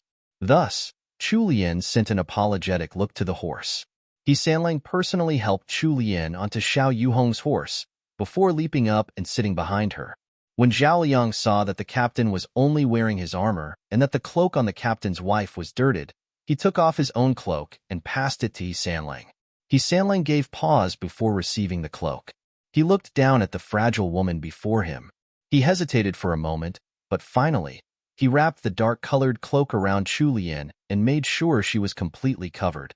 When Chu Lian felt the warmth coming back to her body and noticed the thick cloak on her body, she was about to speak up to thank him. However, He Sanlang spoke first at a low volume. "You don't have to thank me. I just don't want you to catch a cold and become a burden for me." That one sentence made the gratitude in Chu Lian's heart vanish into thin air. Chu Lian decided to shut her mouth and stop bothering with that crazy husband of hers. Chapter 304. The Beardy is He Sanlang, too. Everyone quickly mounted their horses. It was getting late. If they didn't move quickly, it would be dark by the time they left the forest. There were too many unknowns in the dark, and there had already been one ambush. They couldn't give the Tuhuns another chance to attack them. Furthermore, He Changdi held a post in the army. This time, he had come out against the wishes of Captain Gua. It had already been 2 days, so they couldn't delay their return any longer. Even so, when He Sanlang returned to the camp, he would likely have to suffer some punishment. The men rode their horses hard, and none of them had the mood to talk at this time. Chu Lian gripped the saddle of the galloping horse under her tightly as the cold winter winds brushed against her cheeks like knives. Her shaking body had been stabilized at some point by a strong arm wrapped around her waist. As furious as she was with her husband, it would be silly of her to struggle at this time and place. Thanks to that strong arm holding her steady, Chu Lian's back was pressed against He Sanlang's chest. Even through that cold and hard armor, she could still hear the fast, powerful beat of his heart. She pressed her lips together as a warm flush overtook her face. She covered her face with her hands and told herself that the only reason her face was so hot was because of the chafing cold winds. When dusk fell, the party finally reached a small town close to Liangzhou City. The maidservants and retainers who had accompanied Chu Lian here, along with the 2 guards that Princess Wei had sent, were resting in a residence here and recovering from their injuries. Zhao Liang dismounted first and went off to report their arrival. The entrance of their courtyard was immediately flung open from the inside as Wenqing and Wan Lan came out to welcome her. He Changdi carried Chu Lian off the horse, but didn't let her down. He carried her straight into the courtyard under the watch of Wenqing and Wanlan. The two maidservants followed after with pale and panicked faces. Manager Qin's face was also full of worry. He looked towards the men who had escorted He Changdi and Chu Lian back. Since he had clearly seen how Amo Chengue had treated his third young madam, his gaze skipped over the old soldier and landed on Zhao Liang and Xiao Hongyu instead. He quickly walked over to ask, "Excuse me, sirs, what happened to our third young madam? Has she been injured anywhere?" Xiao Hongyu saw that he was truly worried, so he reported what he had been told. "I heard brother he say that she injured her foot. Don't worry, sister-in-law's injury isn't too bad. She should be fine after a few days of rest." When he heard Xiao Hongyu's reply, Manager Qin heaved a sigh of relief. He thought carefully about their current situation. Half of third young madam's party was injured, so they probably wouldn't be able to continue their journey immediately. They would likely have to stay in this small town for a few days. "Sirs, please come in and rest. I've already ordered the servants to cook a meal for our guests." Xiao Hongyu and Zhao Liang were indeed hungry. However, when they thought of the military order hanging over their heads, they waved their hands in rejection. "Kind sir, there's no need for that. Once brother he comes out, we have to hurry back to camp." Manager Qin almost gaped in shock. You're still rushing back to camp?" He looked up at the darkening sky. "But it's almost night." It was already dangerous enough to rush on the roads in winter. This area was close to the northern border, so the risk was even higher. Zhao Liang smiled bitterly. "Thanks for your kind offer, sir, but we have to follow our orders." Seeing how resolute they were, Manager Qin couldn't hold them back. However, he couldn't let their guest continue standing outside either. These men were clearly third young master's comrades and subordinates.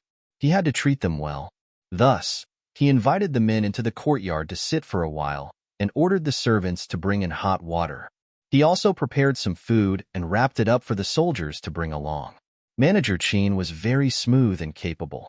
He did all of the above under Chu Lian's name, so that He Sanlang's comrades would have a good impression of their brave sister-in-law who had come all the way to the northern border. In the main room of the small courtyard, He Sanlang set Chu Lian down on the bed and turned to leave with a cold expression. Wenqing and Wanlan came over anxiously to ask about Chu Lian's condition. Chu Lian didn't have the mood to answer the two girls. Instead, she turned towards He Changdi's departing back and quickly called, "Where are you going?"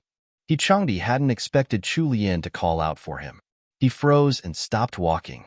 Wenqing and Wanlan could see that their masters had something to say to each other. Wenqing shot a look at Wanlan, and the two girls quietly stood up, bobbed towards Chu Lian, and retreated. They even closed the room's door for the couple. He Changdi shifted sideways so he could look back and see Chu Lian's small figure sitting on the bed. He suddenly felt that his throat was as dry as a desert. He couldn't say anything at all and could only cough and use the sound to cover up his guilt and awkwardness. Chu Lian clenched the hem of her clothes in her hands and seemed to be having trouble speaking as well. However, it hadn't been easy for them to meet again, and they were married after all. If they left this misunderstanding as it was, it wouldn't be good for them. She could also feel that He Sanlang's attitude towards her had improved significantly since their wedding day. With that thought, she gathered up her courage and blurted out in one go, "He Sanlang, I'm in the wrong for not recognizing you. I'm apologizing to you first." He Changdi's eyes that had always been unreadable since his reincarnation began to ripple with emotion. Those beautiful ripples expanded and grew until they reached his heart. TL note, announcing a change of names. Xiao Yuhong Xiao Hongyu. All previous chapters have been updated, and this character will be referred to with Xiao Hongyu from now. The author pulled a switch on me and swapped the two Chinese characters of this guy's name at chapter 301, and I didn't realize until 3 chapters later. It's Dash, for those who are curious. Chapter 305, Military Law 1. When Chu Lian saw He Sanlang just stand there, she became a little discouraged and down. She began to sulk, and in a low voice, she said, "You can't blame me for that. You're like a totally different person once you grow a beard. Grandmother probably wouldn't even be able to recognize you, let alone me." He Sanlang was skilled in martial arts, and had excellent physical abilities to boot. His five senses were also stronger than most people, and that included hearing. Even the tiniest mumble from Chu Lian would reach his ears. Sandlang chuckled lowly. Chu Lian couldn't tell if his laughter was out of joy or mocking her. She heard him say, by saying so, "You think you're justified even though you didn't recognize your own husband?" Chu Lian couldn't help but ridicule him in her head. This crazy bastard had such a sharp tongue. She had already set down her pride to apologize to him first. She could ignore how he hadn't forgiven her, but now he was actually mocking her instead. The pool of calm that she had managed to recover was almost completely drained by that bastard Changdi. Chu Lian sucked in a deep breath and let the cold air help her calm down again. Sandlang, must you always pick a fight with me? After he suffered a jolt from her words, Changdi pressed his lips together and sunk into silence. Chu Lian rolled her eyes. What was going on? The Changdi in the novel had clearly been a handsome, caring nice guy. How had he turned into such a frustrating tsundere? He was just like a cold piece of rock. Were the heavens trying to make a fool of her? Chu Lian didn't want to stay on this topic any longer. Yet when she remembered how he looked back in the cave, poisoned and running a high fever throughout the night, Chu Lian couldn't set down her worry for him. Her leg was still injured, so she couldn't stand. She could only tilt her head back and strain her neck as she asked him, "Has the poison been completely cleared out of your system? When I checked your body, I found a wound on the side of your neck. That poison probably came from the arrows of the Tuhan." Sandlang's lips moved slightly, but he paused before replying, "It's fine now. It's just a common poison. It won't leave behind any side effects." Hearing him explain so, the burden of worry in Chu Lian's heart was finally set loose. No matter what, Changdi had gotten poisoned while saving her. If anything happened to him, she would feel guilty for the rest of her life. "It's already so late. Why don't you invite your brothers in arms to stay back and eat dinner with us?" Changdi cast a glance at the woman who was finally acting a little more like a matriarch of the He family. His heart warmed, but the cold expression on his face didn't budge a single bit. "No need. My brothers and I will set off for the camp immediately." "Ah, you're going back right now? It's already dark outside." In her surprise, Chu Lian blurted out her thoughts directly. This action stunned both of them for a moment. Changdi recovered first. In a slightly softer voice, he said, "You want to keep me back?" Chu Lian looked downwards, her neck flushed. She quickly said, "Since you're so anxious to go, it must be due to military orders. You should leave earlier then. I'll get Wanlan to pack some food for you to bring on the way back." When Changdi heard her reply, he felt a sliver of disappointment. "Take good care of yourself, then. I can't always be around to save you just in time." On that parting note, Changdi turned and left without looking back. Chu Lian raised her fist and shook it at Sandlang's departing figure. That guy just had to make her mad, even when he was leaving. As expected of a lunatic. Ooh, she was so mad. When Wenqing and Wanlan saw that Changdi had left, they quickly ran back in. Chu Lian let them look at the wound on her ankle. She thought for a moment before giving them some orders. "Wenqing, go and prepare 2 sets of inner clothes for third young master. Add some jerky and wine as well. And that pair of thick deerskin leather boots. Ah, right. Don't forget to pack those detoxifying creams and medicinal ointments too." Changdi had torn his inner clothes to bandage her wound. Who knew if he still had enough to wear back at camp? Wenqing and Wanlan noted down all of Chu Lian's instructions and nodded. As they left the room, they exchanged sly, happy smiles. It seemed like their third young madam was getting along well with their third young master. Just look at how worried she was. She was practically shoving everything she brought to third young master. Changdi entered the sitting room and exchanged some words with Manager Qin before leading Xiao Hongyu and the others away, preparing to set off on an overnight journey back to camp. He didn't expect Mo Chengue to lead the family's private soldiers out and mount their steeds along with them, clearly intent on following Sandlang back. Changdi frowned and gripped his reins.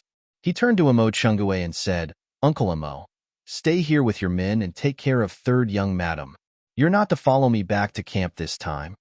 Although Sandlang's tone was calm, there was a hidden trace of unhappiness within.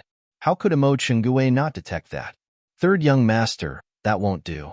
This old man has been ordered by the matriarch to help third young master. He Changdi looked him right in the eye. Although his young master had just come of age, Imo Chungue could feel a domineering aura from within their cold depths. He found he was unable to meet his master's gaze directly. It was as if the old count himself was standing right before him. Uncle Imo, helping me take care of Chulian is the best way you can help me right now. Although Imo Chungue wasn't very willing, since third young master had already given his orders, he couldn't keep rejecting them. Yes, third young master. This old servant will obey your command. Imo Chungue waved his hand, ordering the family soldiers to dismount. He Changdi picked up the package that Chu Lian had prepared for him and led his men on the long journey back to camp. Chapter 306, Military Law 2. It was only when He Changdi's figure had disappeared into the dark alleyways of the small town that Imo Chungue brought his men back, a gloomy expression on his face. By his side was his old comrade, Huang Zhijian. Huang had become one of the He family's private soldiers after retiring together with him. The two of them were as close as real brothers. Huang Zhijian patted his old brother's shoulder. Old Imo, don't take it to heart. We shouldn't have been so rash as to leave third young madam behind like that. If we hadn't tried to rush ahead of her, this wouldn't have happened. A belly full of anger had long been brewing within Imo Chungue. He had managed to suppress it this whole time, but after the past few days, it was about to spill out from his eyes. He had thought he would be able to dampen it eventually, but after the aggravation of today's events, he could no longer hold it back. I just can't understand why the matriarch sent a spoiled young girl like third young madam out to the northern border.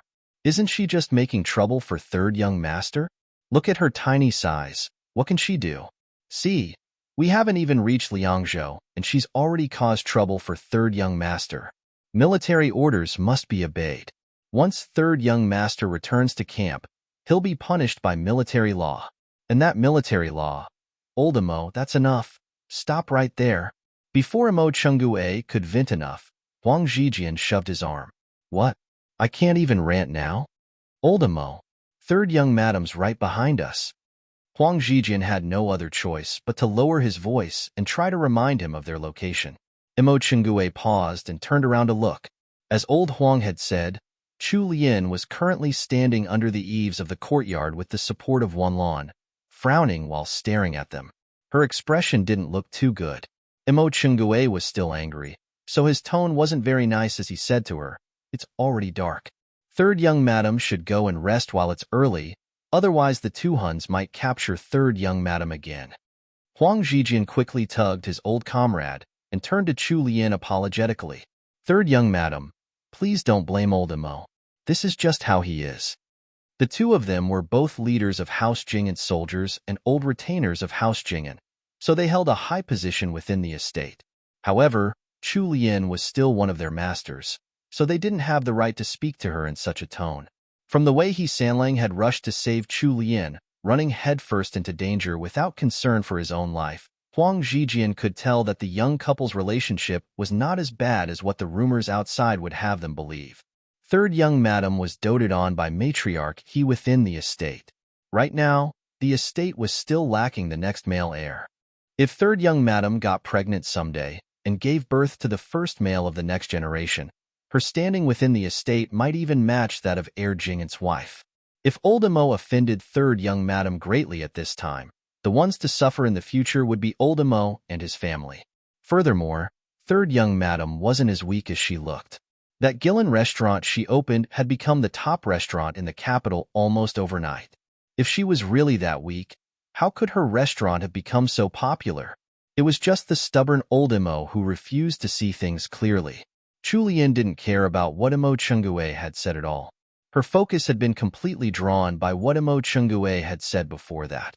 She couldn't help but ask, "What did you say just now? My husband will be punished by military law?" Imo Chungue's rage seemed to have been stoked by Chu Lian's sudden question. Third young master left his camp without permission. Of course he's going to be punished. Chu Lian didn't really know much about the army, especially in the ancient Great Wu dynasty. She was completely stunned by Imo Chingue's reply. What kind of punishment will he receive? Imo Chingue was practically huffing fire by now, so Huang Zhijian didn't dare to let him speak. He quickly replied first, "Third young master has disobeyed orders, so the minimum punishment he'll get will be 20 smacks with the rod. Third young madam, you don't have to worry too much. Third young master has a strong body and he's all muscle. Those 20 smacks are nothing to him." After Huang Zhijian finished speaking, he shot a sideways glance at Chu Lian. When he saw that she was still in a daze, he quickly pulled Imo Chingue away and bade his farewells. "If there's nothing you need us for, third young madam, old Imo and I will withdraw for now. Please don't worry about the safety of this courtyard. We've already set up watch over the area for the night." It was long after Imo Chingue and Huang Zhijian had left that Chu Lian abruptly came back to her senses. She looked at Wanlan and sighed. "Let's return." Wanlan was both happy yet sorry. "Third young madam, third young master treats you so well. In the future, if anyone dares to say that third young master doesn't treat you well, this servant will tell them this story to make them shut up." Chu Lian's heart was a mess right now, so none of Wanlan's words made it through to her head. She simply made a half-hearted tug of her lips in reply. For some reason, when she thought of He Changdi's smooth, muscled back being dotted with rod-shaped bruises, her heart felt extremely pained. Chu Lian was already tired beyond belief.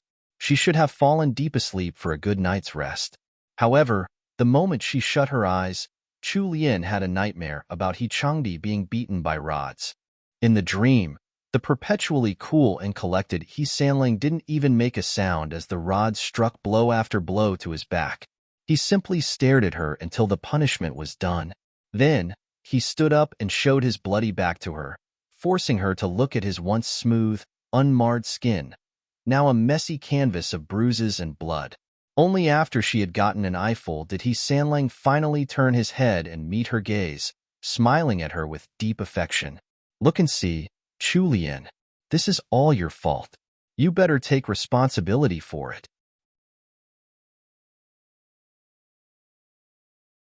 Chapter 307. Sima Hui 1.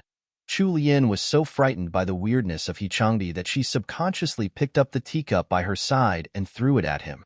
He Changdi fell to the floor with a grunt, and Chu Lian anxiously ran over. When she checked his nose, she realized he had stopped breathing. Chu Lian screamed and sat up in fright. When Wenqing heard the noises from within the room, she quickly pushed open the doors and entered. The sight that met her eyes was Chu Lian sitting up in bed, eyes dazed as she panted for breath. Her hands were tightly clenched in the blankets. Wenqing was shocked.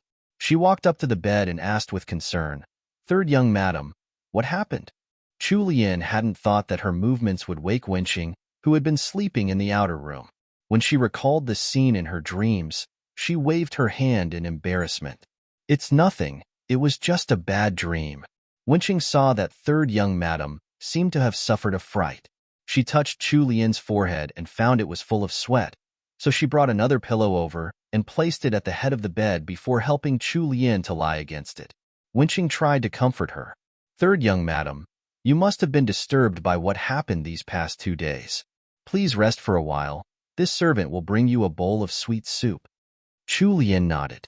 When she thought back to that dream just now, there was still some lingering fear in her heart, so she quickly shifted her thoughts to other things. In the cold of the winter night, He Changdi led his subordinates as they rushed back to the army camp, situated at the outskirts of Liangzhou City. Even in the early morning on a cold, blustery winter day, the commander's tent was already lit up with lanterns from within.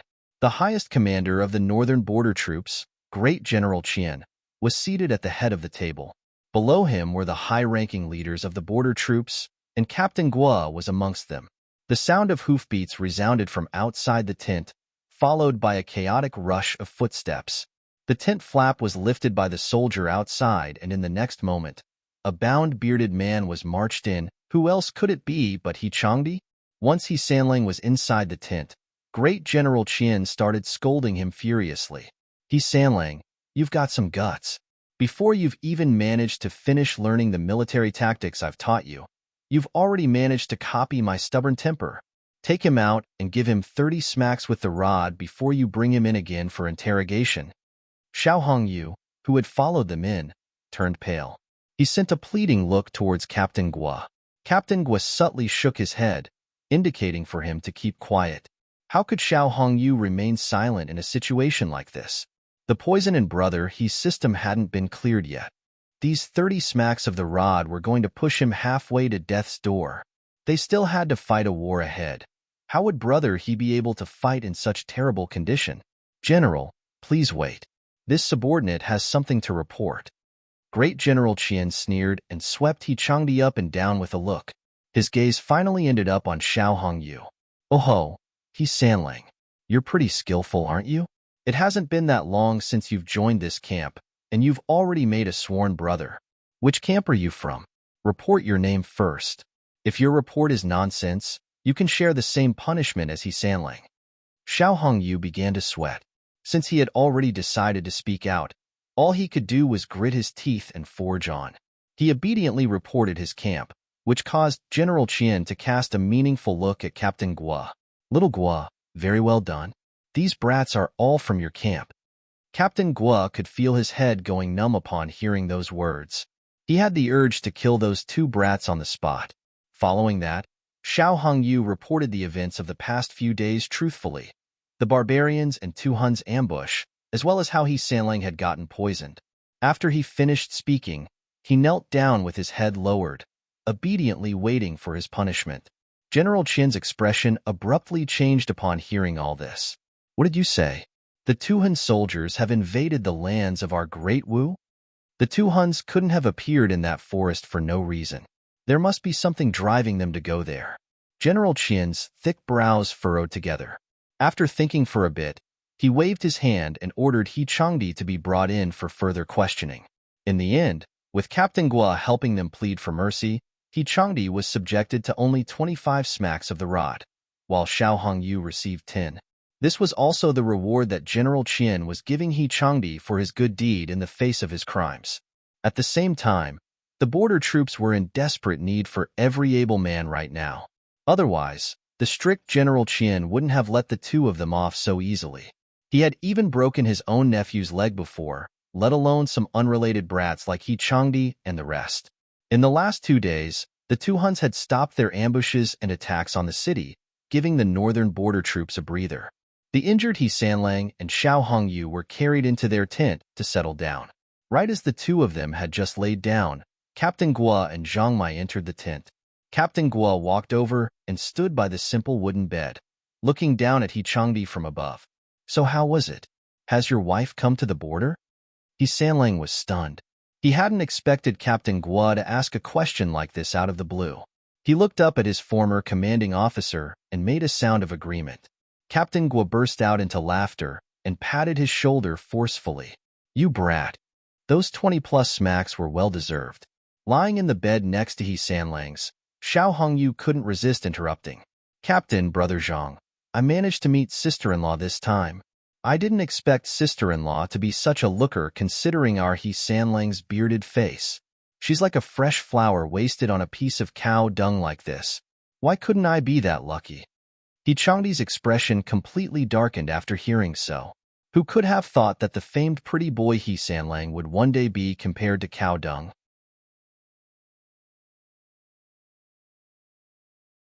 Chapter 308. Sima Hui, 2. As He Changdi's face turned more and more stiff, in order to stop these people in the tent from blurting out any more earth-shattering revelations, he reached out to his side, picking up a package and tossing it to them. Zhang Mai caught it smoothly and opened it. When he saw the beef jerky he had been longing for day and night within, his eyeballs almost fell out with how wide he opened his eyes. You lucky brat. It's not safe out here in the northern border. Make sure your family's soldiers protect sister-in-law properly. Zhang Mai immediately tore open the oil paper packaging wrapped around the beef jerky. He Changdi kept a serious expression on his face as he said, Brother Zhang, you're older than me by a whole generation. It's not really appropriate for you to call her older sister-in-law like Hongyu does. After so many years spent in the army, Zhang Mai was already as thick-skinned as he could possibly get. How would He Changdi's mild provocation bother him? He chuckled and said, "He Sanlang, you have a higher ranking position than me now, so it's proper for me to call your wife older sister." Captain Gua and Zhang Mai sat down by He Changdi's bedside, munching happily on the goods they had been given. Xiao Hongyu was rather sharp-eyed. His brows drew together as he suddenly recalled what he had seen while getting carried in on a stretcher. "Brother Gua, did my eyes deceive me? I seem to have seen a woman while I was being carried in just now." After Xiao Hongyu mentioned that, Captain Gua and Zhang Mai abruptly stopped wolfing down their food and let out similar constipated expressions, as if they had been forced to swallow a few kilograms of flies. "Oh, her." Captain Gua scratched his head. He didn't know how to explain this. That female general had just arrived in the camp 2 days ago. Furthermore, she seemed to be trusted by General Qian. When Zhang Mai saw that Captain Gua didn't know how to explain, he cut in. "Zixiang, Hongyu, you guys should have heard of the Sima family, right?" He Changdi, who lived in the capital and socialized in noble society, knew a little more than Xiao Hongyu did. The Simas should be that rich and influential family in Shandong? Zhang Mai nodded and continued speaking. The Simas of Shandong have been around for thousands of years and can be traced back to the Great Xia dynasty. In the last dynasty, there were plenty of Simas working as court officials. Later on, when this new dynasty was founded, the Simas of Shandong started moving away from politics. Some people say that it's because the Simas lost too many talents during the changing of the dynasties. Others say that it's because the Simas don't want to stand out too much during the early stages of this dynasty, so they're hiding their abilities. Zhang Mai paused before continuing again. "That female general you saw today, she's called Sima Hui. She's from one of the Sima's branch families. Although you might not recognize her name, you should have heard of Sima Feng at least, right?" Xiao Hongyu replied first. "Of course I know about Sima Feng. He was one of the border generals of the previous dynasty. Unfortunately, he was betrayed by his most trusted adjutant in the end and died at the feet of the Russians. He passed away filled with hatred." Zhang Mai nodded in agreement. "That's Sima Hui in our camp. She's Sima Feng's legitimate granddaughter." Xiao Hongyu was so shocked that his jaw had dropped. "She's actually one of old General Sima's descendants?" "As far as I know, the main branch of the Simas didn't support Sima Feng at all. They even fought with Sima Feng's branch of the family. All of Sima Feng's male descendants entered the army and most of them died on the battlefields. By the time it reached Sima Hui's generation, there were only the old, weak, women and children left. Sima Hui practically grew up in the army. Without caring about her family's objections, she bravely enlisted in the army. This time, she was the one who brought the Shandong troops over as support." Xiao Hongyu's cheeks were a little flushed from embarrassment. "So that girl turned out to be so impressive. I've underestimated her." Although He Changdi's expression was calm, his mind was racing. He hadn't participated in the war against the two Huns in his past life, and he hadn't heard of someone like Sima Hui before, either. Had the natural course of events changed, or were there other secrets behind this anomaly? Captain Gua harumphed. "Don't judge her for being a woman. She's one of the fiercest generals in our army. She's already led soldiers for 5 to 6 years, and she's more experienced than a greenhorn like you. General Qian trusts her ability enough to place her in important positions." The shape of Zhang Mai's mouth suddenly formed into a slight leer. "Most importantly, General Sima has specially formed a female camp. There are hundreds of female soldiers there." Hearing this, Xiao Hongyu's eyes were about to pop out. "What? Female soldiers? Women can be soldiers too? Don't tell me there." Hee. Captain Gua gave a resounding smack to the back of Xiao Hongyu's head.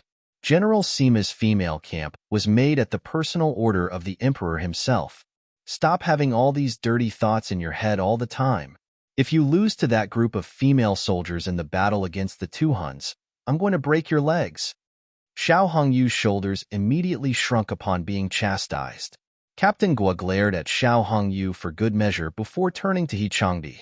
"One more thing. General Qian has given orders for you and Hongyu to investigate the area where you met the two Huns in the forest. You have to keep this mission a secret, both that it's been given to you and that you're doing it.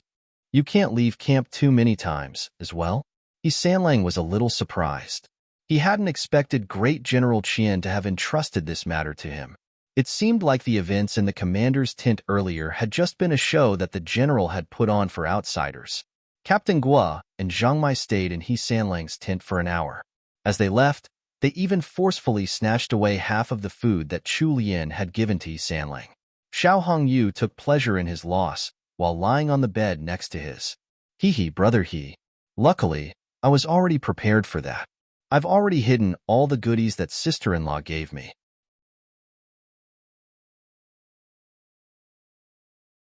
Chapter 309. Useless Money 1. The corner of He Sanlang's mouth twitched, and he immediately turned his head.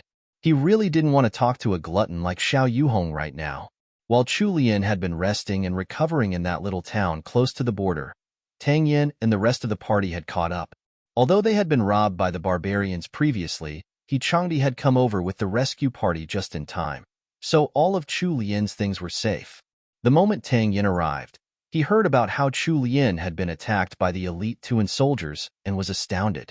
After reassuring Chu Lian a little, he decided not to separate from Chu Lian for the rest of the journey.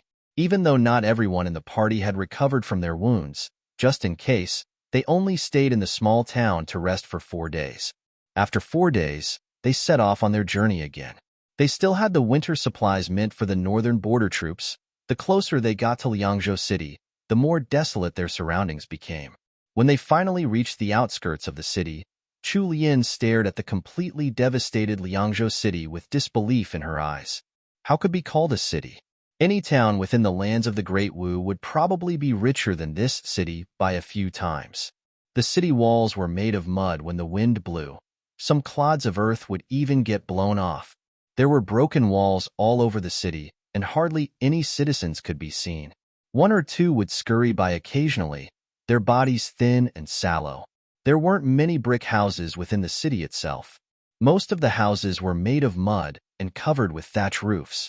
Even though it was dusk and about time to cook dinner, the number of houses that had smoke drifting up from their kitchens could probably be counted on one hand.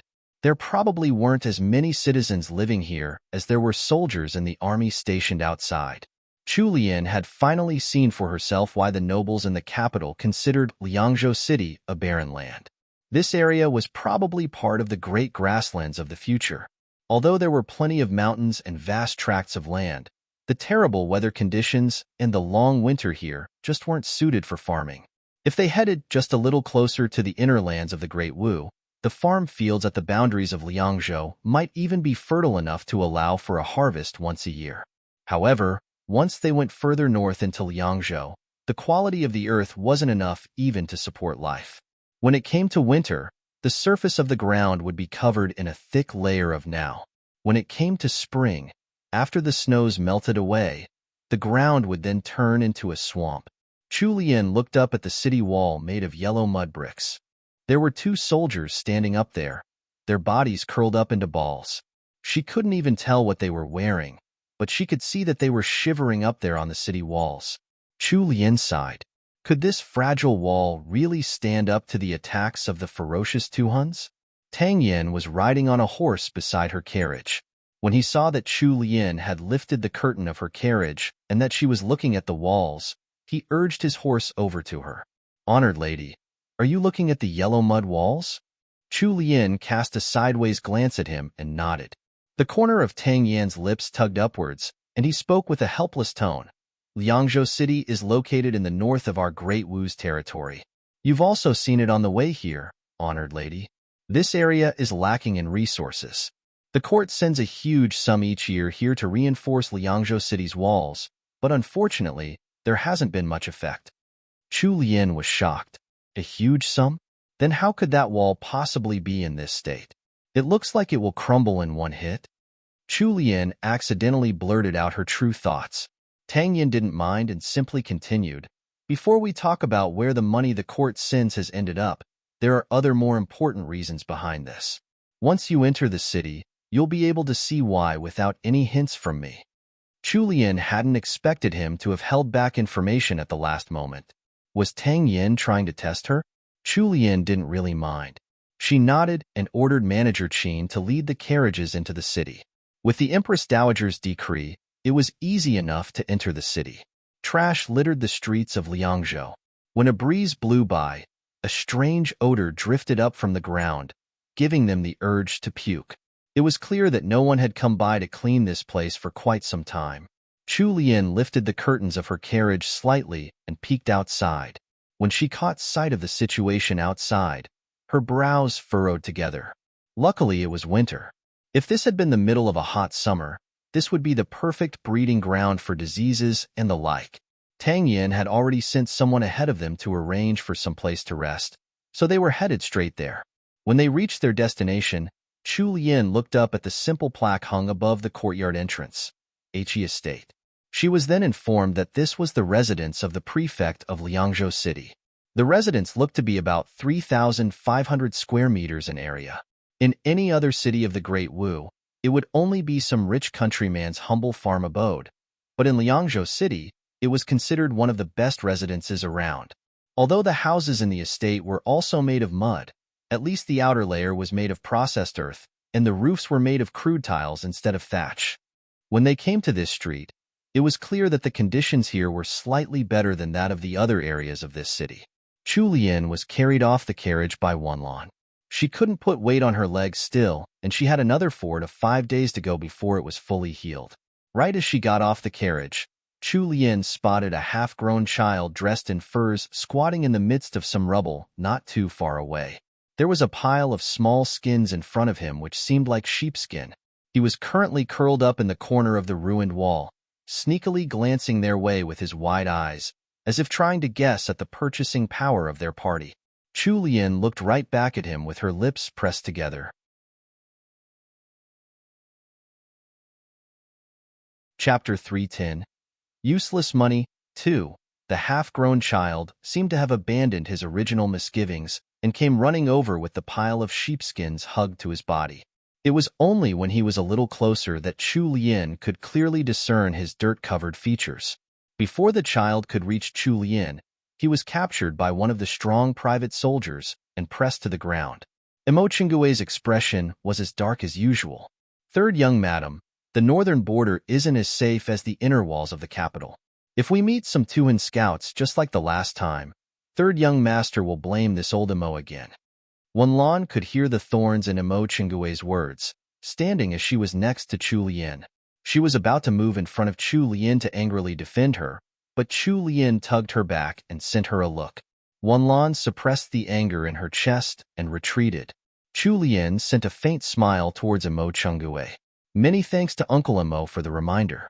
I'll be careful. Imo Chingue hadn't expected such a reply from Chu Lian, so he didn't have a retort ready. The child wasn't struggling and didn't even seem panicked even though he was being pressed to the ground. He took the chance to shout, "Noble sirs, please have mercy." This humble one only wanted to see if noble sirs could buy these sheepskins. This humble one's mother and sister are about to starve to death and there's no food in our house. Our hope for survival lies solely in these sheepskins in this humble one's hands. Tang Yin ordered one of the guards to investigate. As expected, they weren't able to find anything on the child's body. He nodded towards Chu Lian. After seeing how Chu Lian seemed determined to stick her nose in unnecessary business, Imo Chingue snorted and turned to enter the He estate first. Out of sight, out of mind. Chu Lian pointed at one of the rolls of sheepskin. "Bring that over to me and let me have a look." Manager Qin personally bent over to pick up the sheepskin. He examined it carefully before holding it up respectfully with both hands for Chu Lian. Chu Lian casually flipped it over and looked at it for a moment. There was nothing special about it, really. The hide was taken from a normal sheep commonly reared by the northern herdsmen and barbarians. There were even some spots on it, and its color was slightly dark. It looked like it had seen some regular use at home. If not for the fact that their household was in dire straits, they probably wouldn't have taken out their own sheepskins to sell. Her gaze landed on the child next. His clothes were tattered and torn. Some form of beast fur was wrapped around him haphazardly. His arms were exposed from the elbow down, and his 2 hands were red from the icy cold. Judging by the child's pitiful appearance, Chu Lian didn't even have to think further to decide that his story was true. She spoke to Wanlan for a bit, and Wanlan nodded. She took out a small piece of silver from her own purse and walked over to the child who was still being held down by their family's soldier. She said to him, "Child, our master will buy all of your sheepskins. This is a silver tael for the sheepskins. Next time, don't rush out so recklessly to hold back other nobles. Our master is kind and won't do anything to you, but not everyone is like our master, so take care of yourself." The silver ingot was worth at least 500 to 600 copper coins, 3 or 4 times that of the market price for the sheepskins in the child's hands. Wanlan placed the silver tael in front of the child and ordered the soldier to release him. She then turned around, preparing to help Chu Lian into the He estate. However, just as she turned around, the newly released half-grown child grabbed onto her leg and pleaded, "Big sister, this humble one doesn't want silver. Please, change it into food for this humble one." Wanlan suffered a shock and almost kicked the child away out of instinct. She turned around helplessly and got a guard to help pull the child away. A trace of unhappiness could be seen in the wrinkles between her brows. "You little brat, how could you be so shameless? Do you think that our master offered you too little? This silver tael is enough to buy your sheepskins 3 or 4 times over." No, this humble one doesn't think it's too little. This humble one begs big sister to give just a few wheat pancakes. After saying so, he turned to Wanlan and kowtowed as if his life depended on it. Wanlan was completely stunned. She couldn't believe that someone would rather have a few copper coins worth of wheat pancakes rather than a silver tael worth a few hundred of those coins. Was this child silly in the head? Chu Lian watched the situation before her with furrowed brows. Tang Yin directed a meaningful gaze at her with the shadow of a smile. Suddenly, a light bulb lit up in Chu Lian's mind. She turned to Wanlan and said, "Wanlan, get him some food." Although Wanlan found it strange, she still followed the order. The half-grown child took the 3 cold and hard steamed buns that Wanlan passed to him, his face full of unconcealed joy. He quickly stuffed them into his shirt before looking carefully around him. Only then did he kneel down and bow towards Chu Lian before taking off and disappearing around the corner of a small alleyway. Chu Lian watched the child disappear before ordering the party to get settled into the estate. Her leg was wounded, so she walked very slowly with the support of Wenqing and Wanlan. Tang Yin was able to catch up in just a few steps. He smiled and asked, "Do you know the reason now, honored lady?" Chu Lian smiled bitterly. How could she not? After that little incident with the child, it was impossible not to understand the reason. She sighed lightly and replied, "What Liangzhou City lacks isn't money.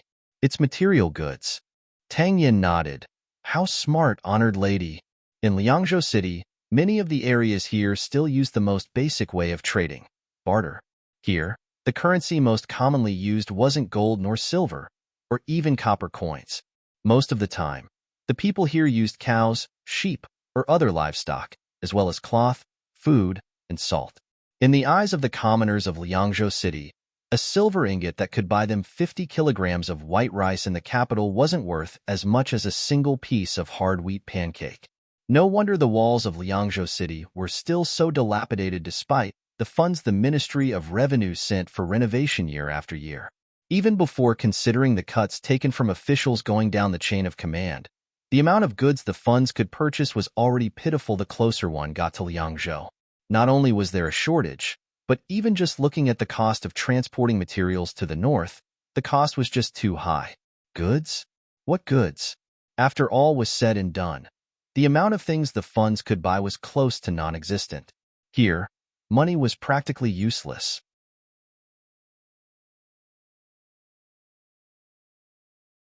Chapter 311. Eating Breakfast 1. Chu Lian shook her head. It was also very hard to transport large amounts of goods into Liangzhou in the bitter cold of the winter. This also exacerbated Liangzhou City's dire situation. If not for that, the court wouldn't have been that anxious upon finding out that the two Huns were invading the northern border in winter. It wasn't easy to send supplies to the army in the winter in the first place. Now the reinforcements were trapped at the Yueqin Mountains. No wonder the two Huns had chosen to attack Liangzhou at this time. Although Chu Lian was worried, she didn't have any good ideas for now. Since money was useless here at the northern border, The first order of business was most likely to solve the problem of transporting goods. Tang Yin escorted Chu Lian to her designated courtyard before bringing his men over to their own residence. The prefect of Liangzhou City had been removed from office in the first half of the year. Later on, the position of prefect had been passed down to Great General Qian. There were very few citizens in Liangzhou, and most of them were the troops stationed here. Thus, General Qian had ordered the secretary of the infantry, Sir Wu, to take over the responsibilities of the prefect.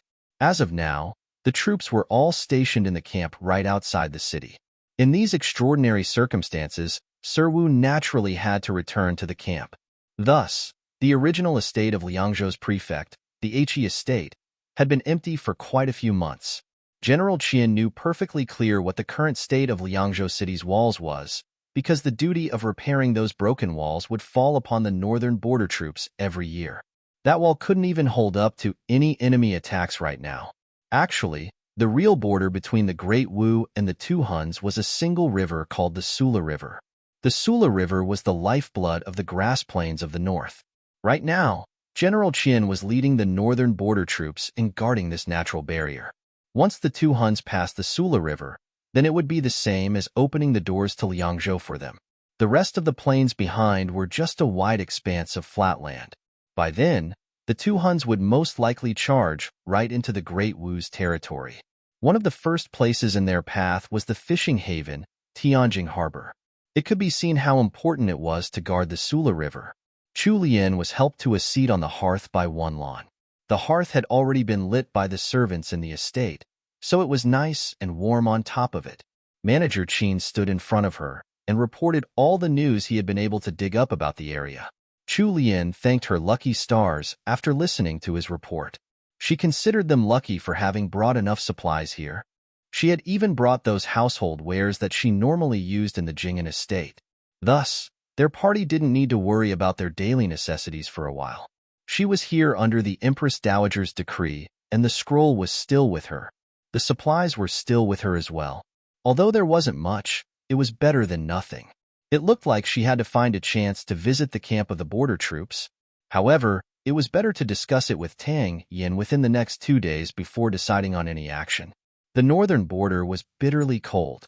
Although the He estate was already considered one of the best residences around in Liangzhou City, once she left the warm hearthbed, Chu Lian still felt frozen. Even the two siblings trained in martial arts, Li Xing and Li Yu, were wrapped up like huge balls, let alone Chu Lian. Chu Lian rested her leg for another 2 days before she could finally put some weight on it and walk slowly. In the morning, Chu Lian sent someone to bring Tang Yin here. The people of the Great Wu dynasty put emphasis on etiquette and appearances.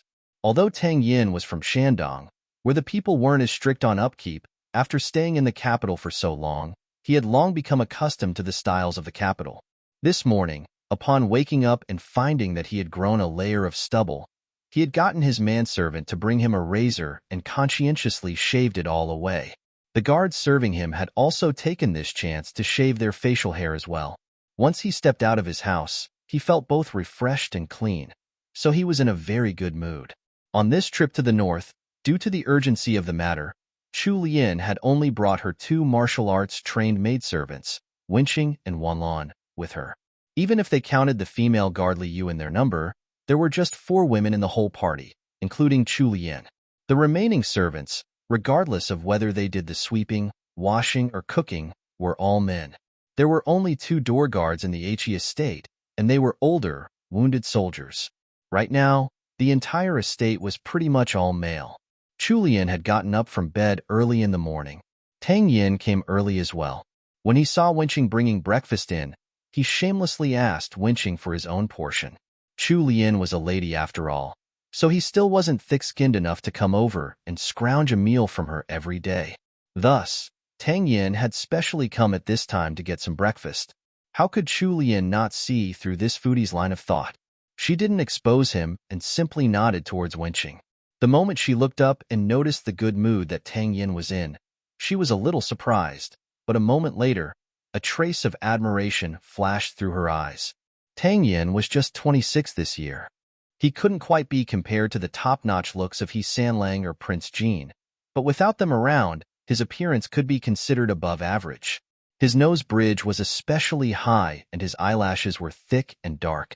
He must have specially shaved away his stubble today, so he gave off a clean and gentle feel, making him a little more of a feast for the eyes. Who didn't like beautiful things? Chu Lian looked at Tang Yin with pure, innocent admiration. Her eyes turned to Prince Jin's guards, standing not too far behind Tang Yin as well.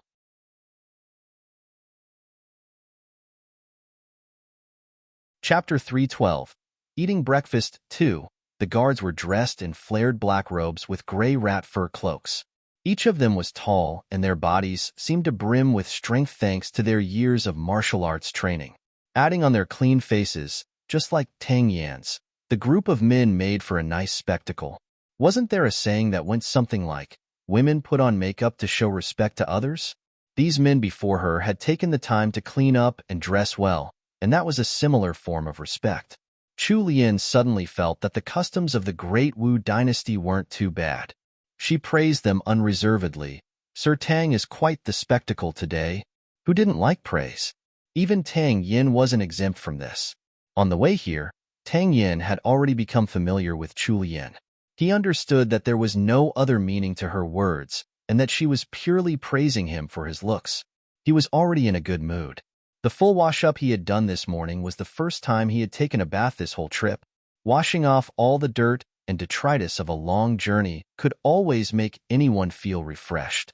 Getting this unexpected praise lifted up his mood by a bit more. Tang Yin was about to speak up when a cold snort sounded from the entrance. Following that, a low, magnetic and cool voice resounded in the room, practically forming icicles. "What a way with words you have, Lianer." Once the voice finished speaking, Chu Lian stared at the entrance in astonishment. He Changdi was standing there stiffly behind the felt curtain covering the entrance. Behind him was the anxious yet helpless Wanlan. More than half of his face was covered by his thick facial hair, so she couldn't tell what his expression was like. However, massive waves seemed to be rippling in those narrow eyes of his. Chu Lian felt as if she might be overcome by one of these waves in the blink of an eye. Chu Lian frowned as she stared at him. His appearance at this time was completely out of her expectations. There were a few snowflakes on He Sanlang's shoulders, and his tied-up hair was a little messy. His tough armor was looking a little worn out and dirty as well. His thick army boots were covered in mud and snow. He Changdi's wretched appearance was a huge contrast when set against the clean and neat appearance of Tang Yin and his group. Just now, if Wanlan hadn't noticed the huge beard that had become his trademark, she might not have realized that this was her very own master. Chu Lian stood up and walked slowly in He Sanlang's direction. "Why have you come at this time?" It was just a normal question, but it sounded like disdain for his presence to He Sanlang's ears. His expression turned even darker. The corner of his lips tugged downwards. "What? Lianer doesn't welcome husband back?" Chu Lian tilted her head to one side and looked carefully at He Changdi. She could detect that trace of unhappiness in He Sanlang's words. Was this guy going on a bend again? If she remembered correctly, they hadn't even met these few days. She couldn't possibly have made him mad again, right? Hadn't they been just fine the last time when he had left? However, Chu Lian was already completely used to He Sanlang's bipolar attitude. This time, her emotions remained unchanged. When she heard his words, she only smiled and didn't reply. Tang Yin stood up at this time and greeted He Changdi. Even though there was practically no relation between He Sanlang and Tang Yin, and they were acquaintances at most, when He Changdi looked at the bare-faced and neatly dressed Tang Yin at this moment, a strange feeling of dissatisfaction rose in his heart. Tang Yin hadn't interacted much with He Changdi, and they had only met at Prince Jin's estate once or twice. He generously explained the reason he had come to find Chu Lian today to He Sanlang. He Changdi took in a quick breath to calm his emotions and nodded in acknowledgement. He sat down assuredly at the table. At the moment he sat down, he gritted his teeth forcefully to bear with the pain on his buttocks. Chu Lian didn't mind at all. Since the last time when she had inadvertently overheard Imo Chingue's words, she had been absent-minded these few days. Now that she was finally meeting him again, the attention that she had originally placed on Tang Yin and Prince Jin's guards was completely drawn to him. She wanted to ask He Sanlang whether he had been punished or not, But with Tang Yin still around, it wasn't the right time for her to ask. She could only sit at the table together with He Changdi. At this time, Wenqing came in with breakfast. To her surprise, third young master had come. After she bobbed in greeting, she placed the food on the table. Today's breakfast was fried spring rolls and shredded chicken and mushroom porridge. When Tang Yin saw the food, his eyes lit up. He picked up a pair of chopsticks. Honored lady, third young master I won't stand on ceremony with you then. I'll start first. Once he was done speaking, he immediately started wolfing down food. Chu Lian picked up her own spoon and lowered her head to have a sip of porridge. She was about to ask whether He Changdi had had breakfast yet, but in the next second, the spoon in her hands was stolen by him. Chu Lian could only watch as that fellow used her own spoon, right before her very eyes, and dug her up a spoonful of porridge from her bowl and stuffed it into his mouth. Chu Lian was absolutely stunned. That He Sanlang. That was her breakfast. Wasn't he being overly familiar with her? She glared at him with wide eyes, completely forgetting to speak. Her eyes were filled with the scene of He Changdi gulping down her breakfast voraciously. His movements were even faster than Tang Yan's Dado. When she looked at how the two men eating, she was seriously questioning whether they were really nobles from the capital. It was Wenqing who reacted first. Third young madam, please wait. This servant will get another bowl for you. Chu Lian pursed her lips and could only nod. By the time Chu Lian's new bowl of porridge was served up, the spring rolls on the table had disappeared into thin air. He Sanlang kept count inwardly. He had eaten one more spring roll than Tang Yin. With that result, his mood became much better. He set down his chopsticks and looked at Tang Yin. Tang Yin had already sensed He Changdi's disdain towards him by now. Since he had already eaten the gourmet food he had come for, there was no other reason for him to stay. Thus, he bid them goodbye. Third young master honored lady, why don't you discuss it between yourselves first? Once you've decided, just send someone to inform this subordinate. TL note, food porn is back again. I've been into porridge lately. It's so easy to eat and feels healthy. I love adding fried anchovies in my porridge. == mushroom and chicken porridge with fried anchovies.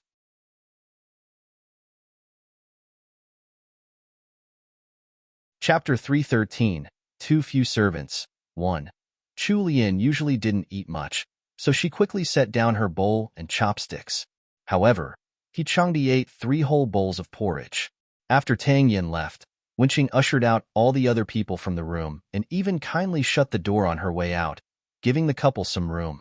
When Chu Lian saw that He Changdi had finally set down his chopsticks, she awkwardly tried to make conversation. How's your wounds?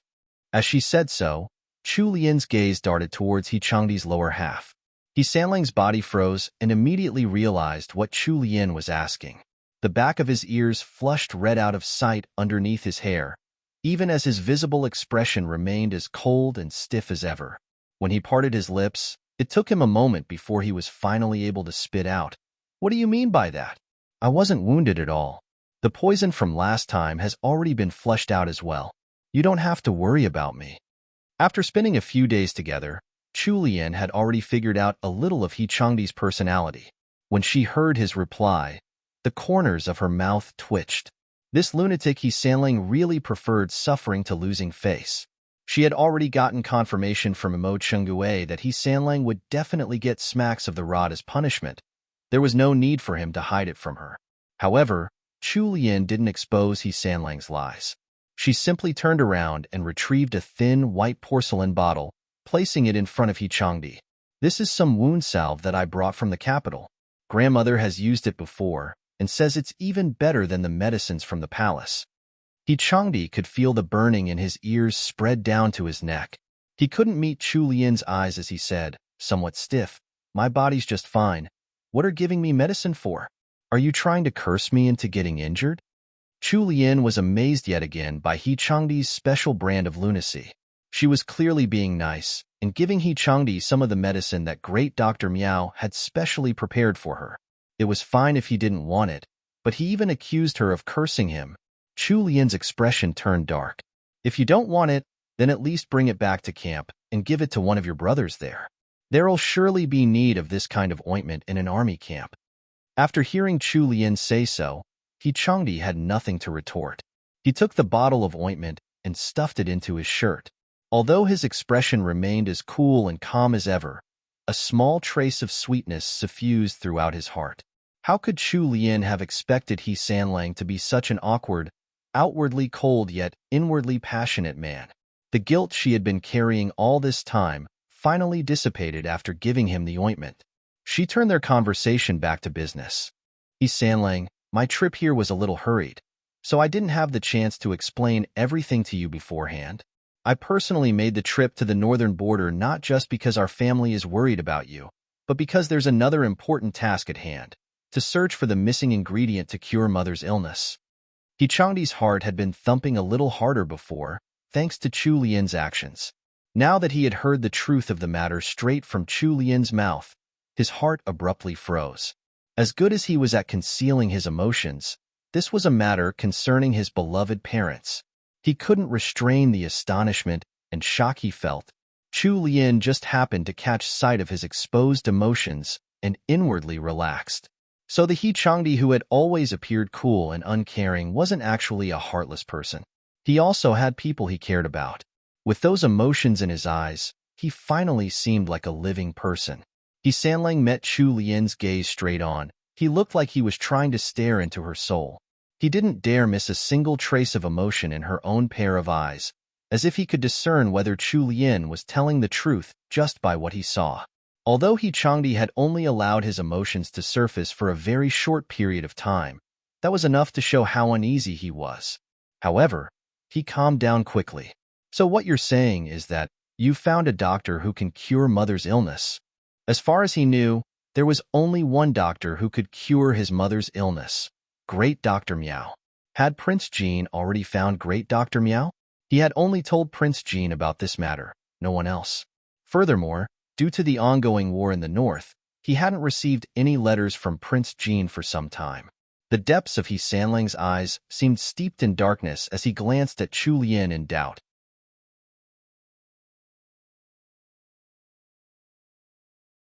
Chapter 314.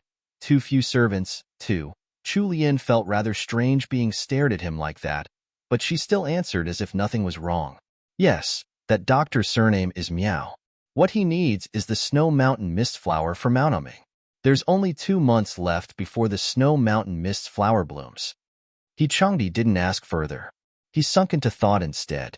On their wedding night, he had made sure to test Chu Lian to see if she had reincarnated along with him. Though his tests had proven that she hadn't, now he was a little unsure. Prince Jean had written to him about all the things that Chu Lian had done in the capital. Turning the tables at the Dingyuan estate, saving royal Princess Duanjia, winning the competition in the palace, and even having old Duke Zheng owe her one. Right now, it seemed very possible that she had been the one to find Great Dr. Miao, not Prince Jean. All these things added together were just too much of a coincidence. He refused to believe that someone could have such luck. He Changdi's eyes swept over Chu Lian's face in a seemingly casual glance, but behind the front, he was trying to probe the truth out of her. Her eyes were wide and moist. When her eyes met his, there was a trace of confusion. He Changdi choked as the thoughts in his mind raced about. He remembered vividly how the past Chu Lian had looked at him mocking, full of disdain, contempt. These were clearly the same pair of eyes, but he couldn't see any shadow of the past Chu Lian in them. He Sanlang was completely confused and disconcerted. He shut his eyes and recovered his calm. No matter what, in this life, Chu Lian had risked her life to come to the northern border. Her mission to find the missing ingredient for his mother's cure was real. This matter, if she really succeeded, he was going to owe Chu Lian a huge favor. Right now, the war at the border is more pressing. However, you don't have to worry about it. I'll wait for a suitable time. Even if I don't go there myself, I'll arrange for someone to find that missing ingredient for Mother at Maunaming. Chu Lian nodded in agreement before starting a discussion about when she should visit his camp to hand over the supplies she had brought. Once the two of them had decided on a time, they both sunk into silence. Chu Lian felt a little awkward sitting at the table like that, but He Changdi's but seemed to have taken root on the chair. He didn't mention leaving at all. He even leaned against his chair with his eyes gently shut. However, they opened up to glance at her from time to time. Chu Lian was so uncomfortable getting looked at like that she scrambled for a topic to make small talk with. Is it okay for you to leave camp like that?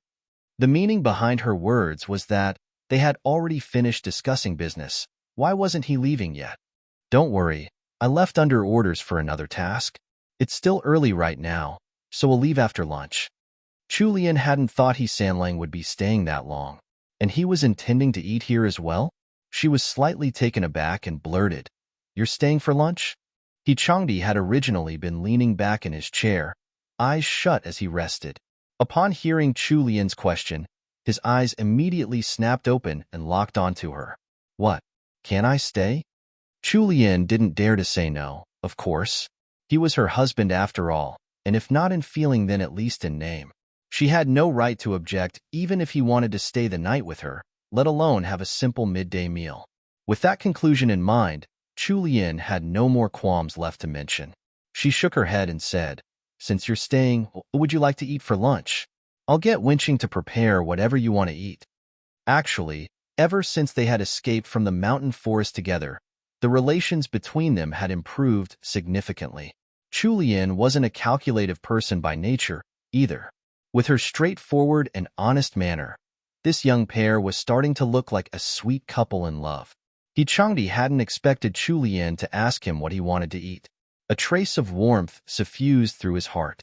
However, he was too accustomed to being stubborn at this point and refused to soften his words. In the same cold attitude as he usually had, he said, "Vegetables." Almost immediately after saying that, He Sanlang regretted it. Actually, he was fine with eating anything. There was a severe lack of resources in the north. The best meal he could get in his camp was just some wheat pancakes dipped in an ordinary sauce. Where would vegetables come from? There wasn't even any out in the wild to scavenge, never mind a market to buy them from. This bitterly cold winter ensured no one saw even a lick of green. Vegetables had been off the table ever since the middle of autumn.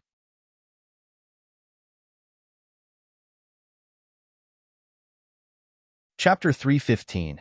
Too Few Servants. 3. Even in the capital, the only one who got to eat green vegetables in the middle of winter was the imperial family. Those were specially grown in the fields near the imperial-owned hot springs. Even so, the fields were so small that the harvest produced from them was overwhelmingly precious. Only the emperor, empress, and empress dowager could have any. There were no shares left, not even for the princes and princesses. Some time ago, one of the noble madams of the capital, Madame Gua, had been feeling unwell, so the imperial palace had sent a few kilograms of green vegetables as a show of favor. Even though those bunches of spinach had already been beginning to wilt, Madame Gua had flaunted the fact within her social circles for quite some time. He Sanlang was about to change his request when Chu Lian nodded and replied with a resounding, "Okay." This time, it was He Changdi's turn to lose his calm. "Did you hear what I said correctly?" Chu Lian found it strange. Her ears were working just fine and were actually pretty sensitive.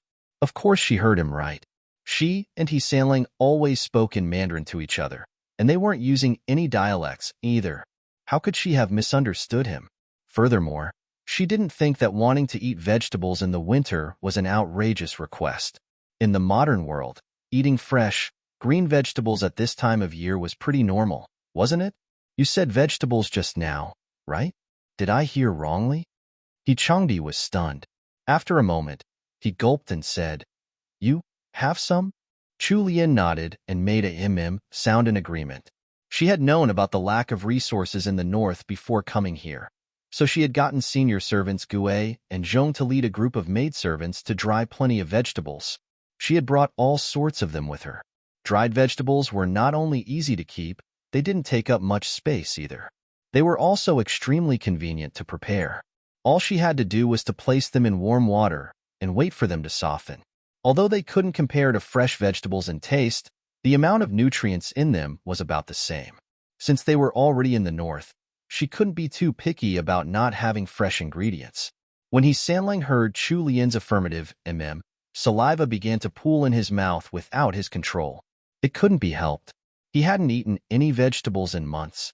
Due to the lack of vitamins in his diet, he had even grown a few ulcers in his mouth.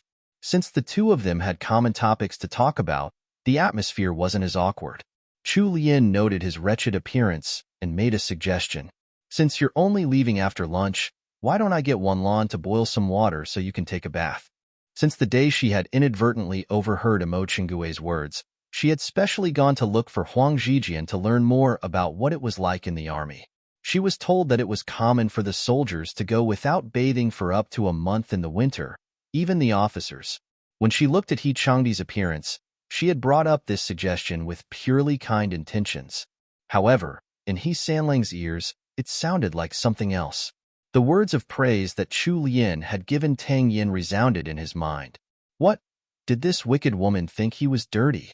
He Sanlang gritted his molars and harumphed in his heart. As dirty as he might be, he was still her husband. She had no other choice. If Chu Lian were to find out about his twisted line of thought, she would surely start to curse at him. She was just offering him a bath out of the kindness of her heart. Wasn't he too good at leaping to conclusions? When He Sanlang thought back to those young, fit guards by Tang Yan's side, the right hand he had placed on the table unconsciously curled into a fist. That Tang Yin. He had abandoned his duties to bring a group of flowery-looking guards over to show off in front of Chu Lian. Humph, let's see who gets the last laugh when I report this to Prince Jean. Chu Lian called for Wanlan and instructed her to start boiling some water. He Sanlang didn't say a word, but he abruptly remembered that Chu Lian had only brought 2 female maidservants to attend to her on this trip. The rest of the people in this courtyard were all men. Thinking back to how that wicked woman liked to admire handsome men, as well as how Tang Yin and his guards had been decked out in their finest, He Changdi immediately felt as if he had swallowed some flies. Wanlan was about to turn and leave after receiving Chu Lian's instructions, when He Changdi added on another order in a dark tone. Bring some middle-aged female servants back tomorrow. It looks like there aren't enough servants here.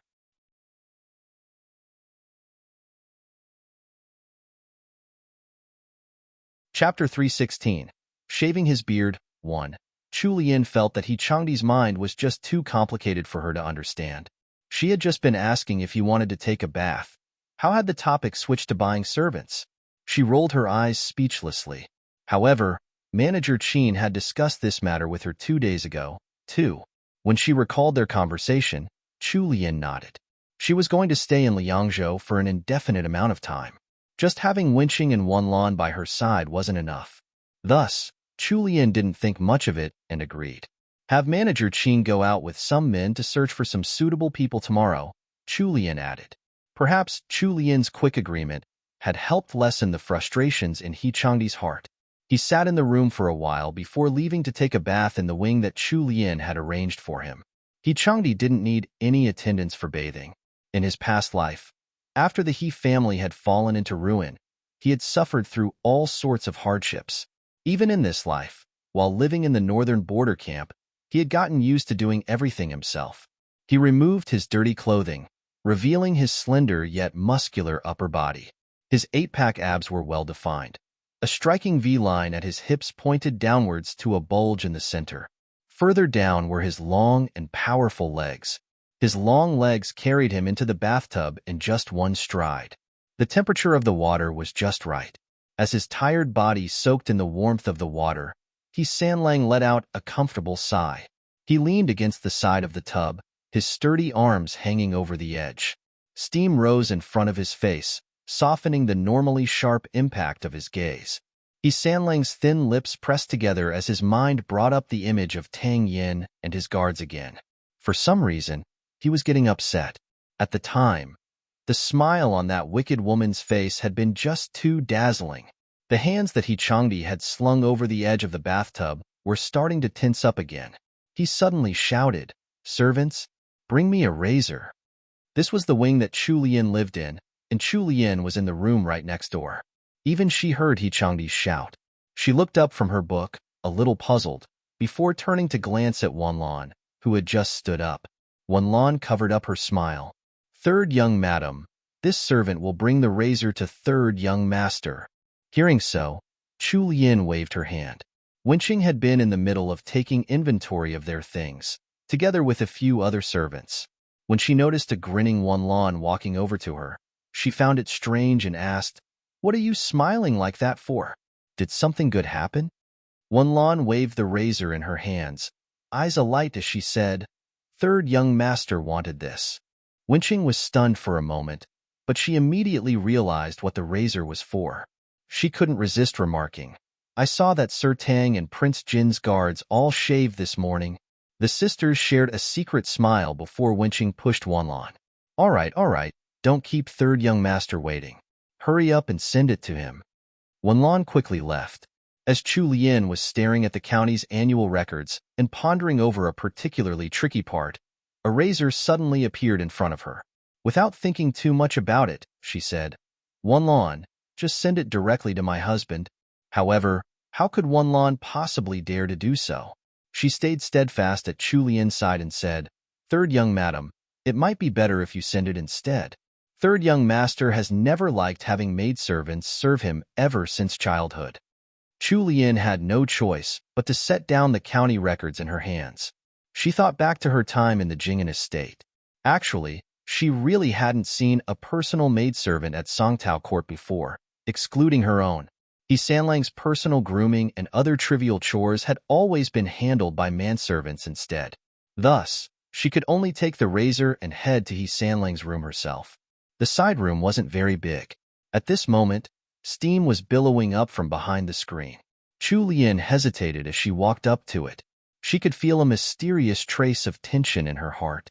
She gave her cheeks a light pat before walking in. When she ducked behind the screen, the first thing that Chu Lian saw in the swirling clouds of steam was He Sanlang standing in the bathtub with his back to her, rinsing his body with the warm water in the tub. His long, black hair was let loose across his back, and half of it was drifting in the water like strands of seaweed. His back was muscled, yet his skin was white. The alluring line of his body that led up from the lowest part of his back to his waist was half hidden amidst the length of his hair. She almost stopped breathing from the sight. Disregarding everything else about him, He Changdi's figure was perfect. He wasn't so skinny that he looked weak, yet he wasn't overly buff. You could sense a certain aura of solid strength emanating from his body. His nickname of He Sanlang the Fair wasn't undeserved. TL note: would anyone be interested in helping me with a glossary for TMR? I have the beginnings of one, but I need help to fill out all the characters who have appeared so far and their information. Please message me on Discord in the hashtag Transmigrator Meets Food channel if you'd like to help. https://discord. GG/UMU8SH. You're tuning in to the Romance Rendezvous YouTube channel. We're so grateful for your support, and don't forget to subscribe to join us on this incredible journey through captivating stories. Your generosity through donations truly makes a world of difference, as it's the primary source of revenue that allows me to expand and enhance this channel for you. Thank you from the bottom of my heart for being a part of this adventure.